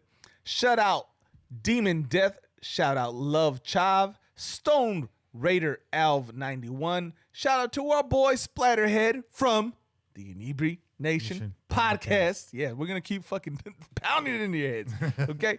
Shout out Creations by Mita. And shout out to Timothy Michael 9828456. Shout out, y'all. Thanks for the follows, man. Good shout outs right there. Yeah. Make sure you check out the Inebri Nation podcast. They are the same creators of the Fan Club Blitz on the Murph's Man Cave Network. That's right. They gotta button up a little bit on Murph's network, and that's fine. We respect that. But the Inebri Nation podcast, we're gonna let these boys let it fly. Yeah. So that's how the Crow's Nest rolls, and it's good to have both, right? Absolutely. You need both networks, Android and Apple. you need both. It's a good comparison, Right? So make sure you check those guys out, both on our network Yeah. and on Murph's network. Both shows are very, very solid. Real quick. Our boy Juice is sitting here. Juice, you have any shout outs, dog? Just shout out everybody on the blog. There you go. Everybody on the blog. Big shout out to, first of all, shout out to PJ4F.com. Absolutely. I've been getting back over there on my lunch breaks lately. Hopefully somebody takes notice. I saw it. I responded to you. Yeah. That's Okay, because the word is we've gotten too big for our cool. website, No. which is Not too busy, dog. Too busy. just too busy. Not too big. never Come too on, big. man. Fuck that. I miss you guys. Y'all come to the tailgate. Do we fucking not show the appreciation? We love y'all motherfuckers, Yeah. man. For real. Yeah. You know, we Homer, everybody, man. Everybody comes through the fucking tailgate. You already know we show love, appreciation. We wouldn't be here if it wasn't for y'all. So there's never going to be a time where we don't show no appreciation to you guys. So shout out to all you. Definitely shout out to Jews, Jesus Raider Jim, the first person that ever liked my comment on the blog. Shout out to Sixes. Shout out to Raider Homer, man. Yeah. Shout out to you. Homer Shout out to 303 Raiders. Big shout out to Nola Rick. That's my brother right there. Yeah. Me and Rick had some good laughs this weekend. All right. That's all I'll say. All right. Mark Davis, you know my name. Shout out to all you guys, but a big and everyone else. St. Coughlin, Hawaiian Raider for show. Dirt Lot on there. Shout out to Raider Kane. Yep. Shout out to Eternal Pessimist on there. Shout out to Shout out to Oak Raider. 303. Shout out to 303. Man, shout out Dakota, dude. Dakota. BSJ. Everybody, man. BSJ. Shout out to Raider Educator. Yes. Yeah. fuck it. Shout out to Jay Hill. You know what I mean? Shout out to G-Dog. What's up? G-Dog's been around for a minute. There you go. Shout out to Purvis, man. The original weirdo. Weirdo number 1. We love you, dog. Shout out to all you guys on there. Shout out to Raider in England, bro. England Raider. There you go. There you go. There's just so many of you guys to the list right now. But a big special shout out to my lady, Sophie, Raider Sophie, we'll call her. There you go. Officially a Raider fan now. Raider Sophie. It's your birthday. I love you, girl. I had a great time with you yesterday. I wish we could spend more time together. But how else am I going to be a podcast superstar if not, I'm spending time, you know what I'm saying? So you want to be a podcast superstar? Big cars, big dreams. Hey, one day this show's going to take us to the Bahamas, lady. I fucking hope so. No, I'm just playing. It probably I hope won't. so. Probably won't. We're all broke. The Raider fans, we're all broke. We're drinking grog. Hey, we're on this pirate ship. We're having a good time. Hey, we were talking about drinking meat earlier. He is. There you go. Drinking meat and fucking your friend's sister at the Ren Fair. At the Ren Fair. Shout out, Ren Fair. God damn. Hey, if you want to hear about that, you got to tune into the Crow's Nest. I'm just telling you, if you haven't listened, like, you fucking missing it. But that brings me to this. That's it for this week's show. Bastante. Yeah. Basta. For this week. One of my favorite Spanish words, by the way. Shout out bastante. Shout out fucking TV novelas, dog. Hey, bastante means enough, all right? Enough of your shit. That's right. Basta. Tune in every week wherever podcasts are found. Call in it and leave a message to be played on air at 408-909-PJFF. Download the official Pillaging app available for iOS and Android. Check out DC4L Custom Tees. Donate to the show. I already told you how. And be sure to listen to all the podcasts on the Crow's Nest Podcast Network, starting with the Ladies of Darkness, the Wolfpack Nation, Put on Waivers Podcast, coming soon, Blackout, and the brand new Inebriation Podcast. Yeah. And of course, the Crow's Nest itself. Why aren't you listening? Yeah. Many are. Hundreds are. Thousands should be. I'm just saying. Make sure you turn in. It's a wild ride. That's right. Until then, keep the wind in your sails and the rub in your mug. Pillage on, Raider Nation. This has been a product of the Crow's Nest Podcast Network. I'm Kenny Stapler. Joined by your boy, Che. And this week, Juice. We out here. Peace. Like a freight train coming, you're blowing the town. Like a diesel motor, you never shut down. With your pistons pumping, you're mowing them down. It's a sight to see, they all lay their money down. When you're gone, mama, hell, you ain't acting right. When you're gone, mama, I can still see your eyes. When you're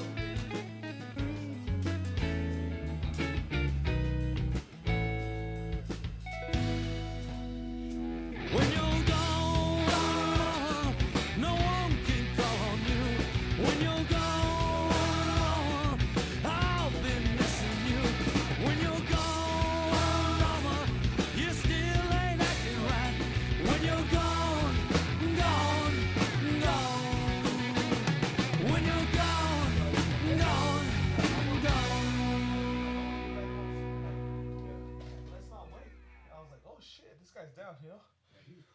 So it was really cool to have him say that, you know, just fucking say like I'm down.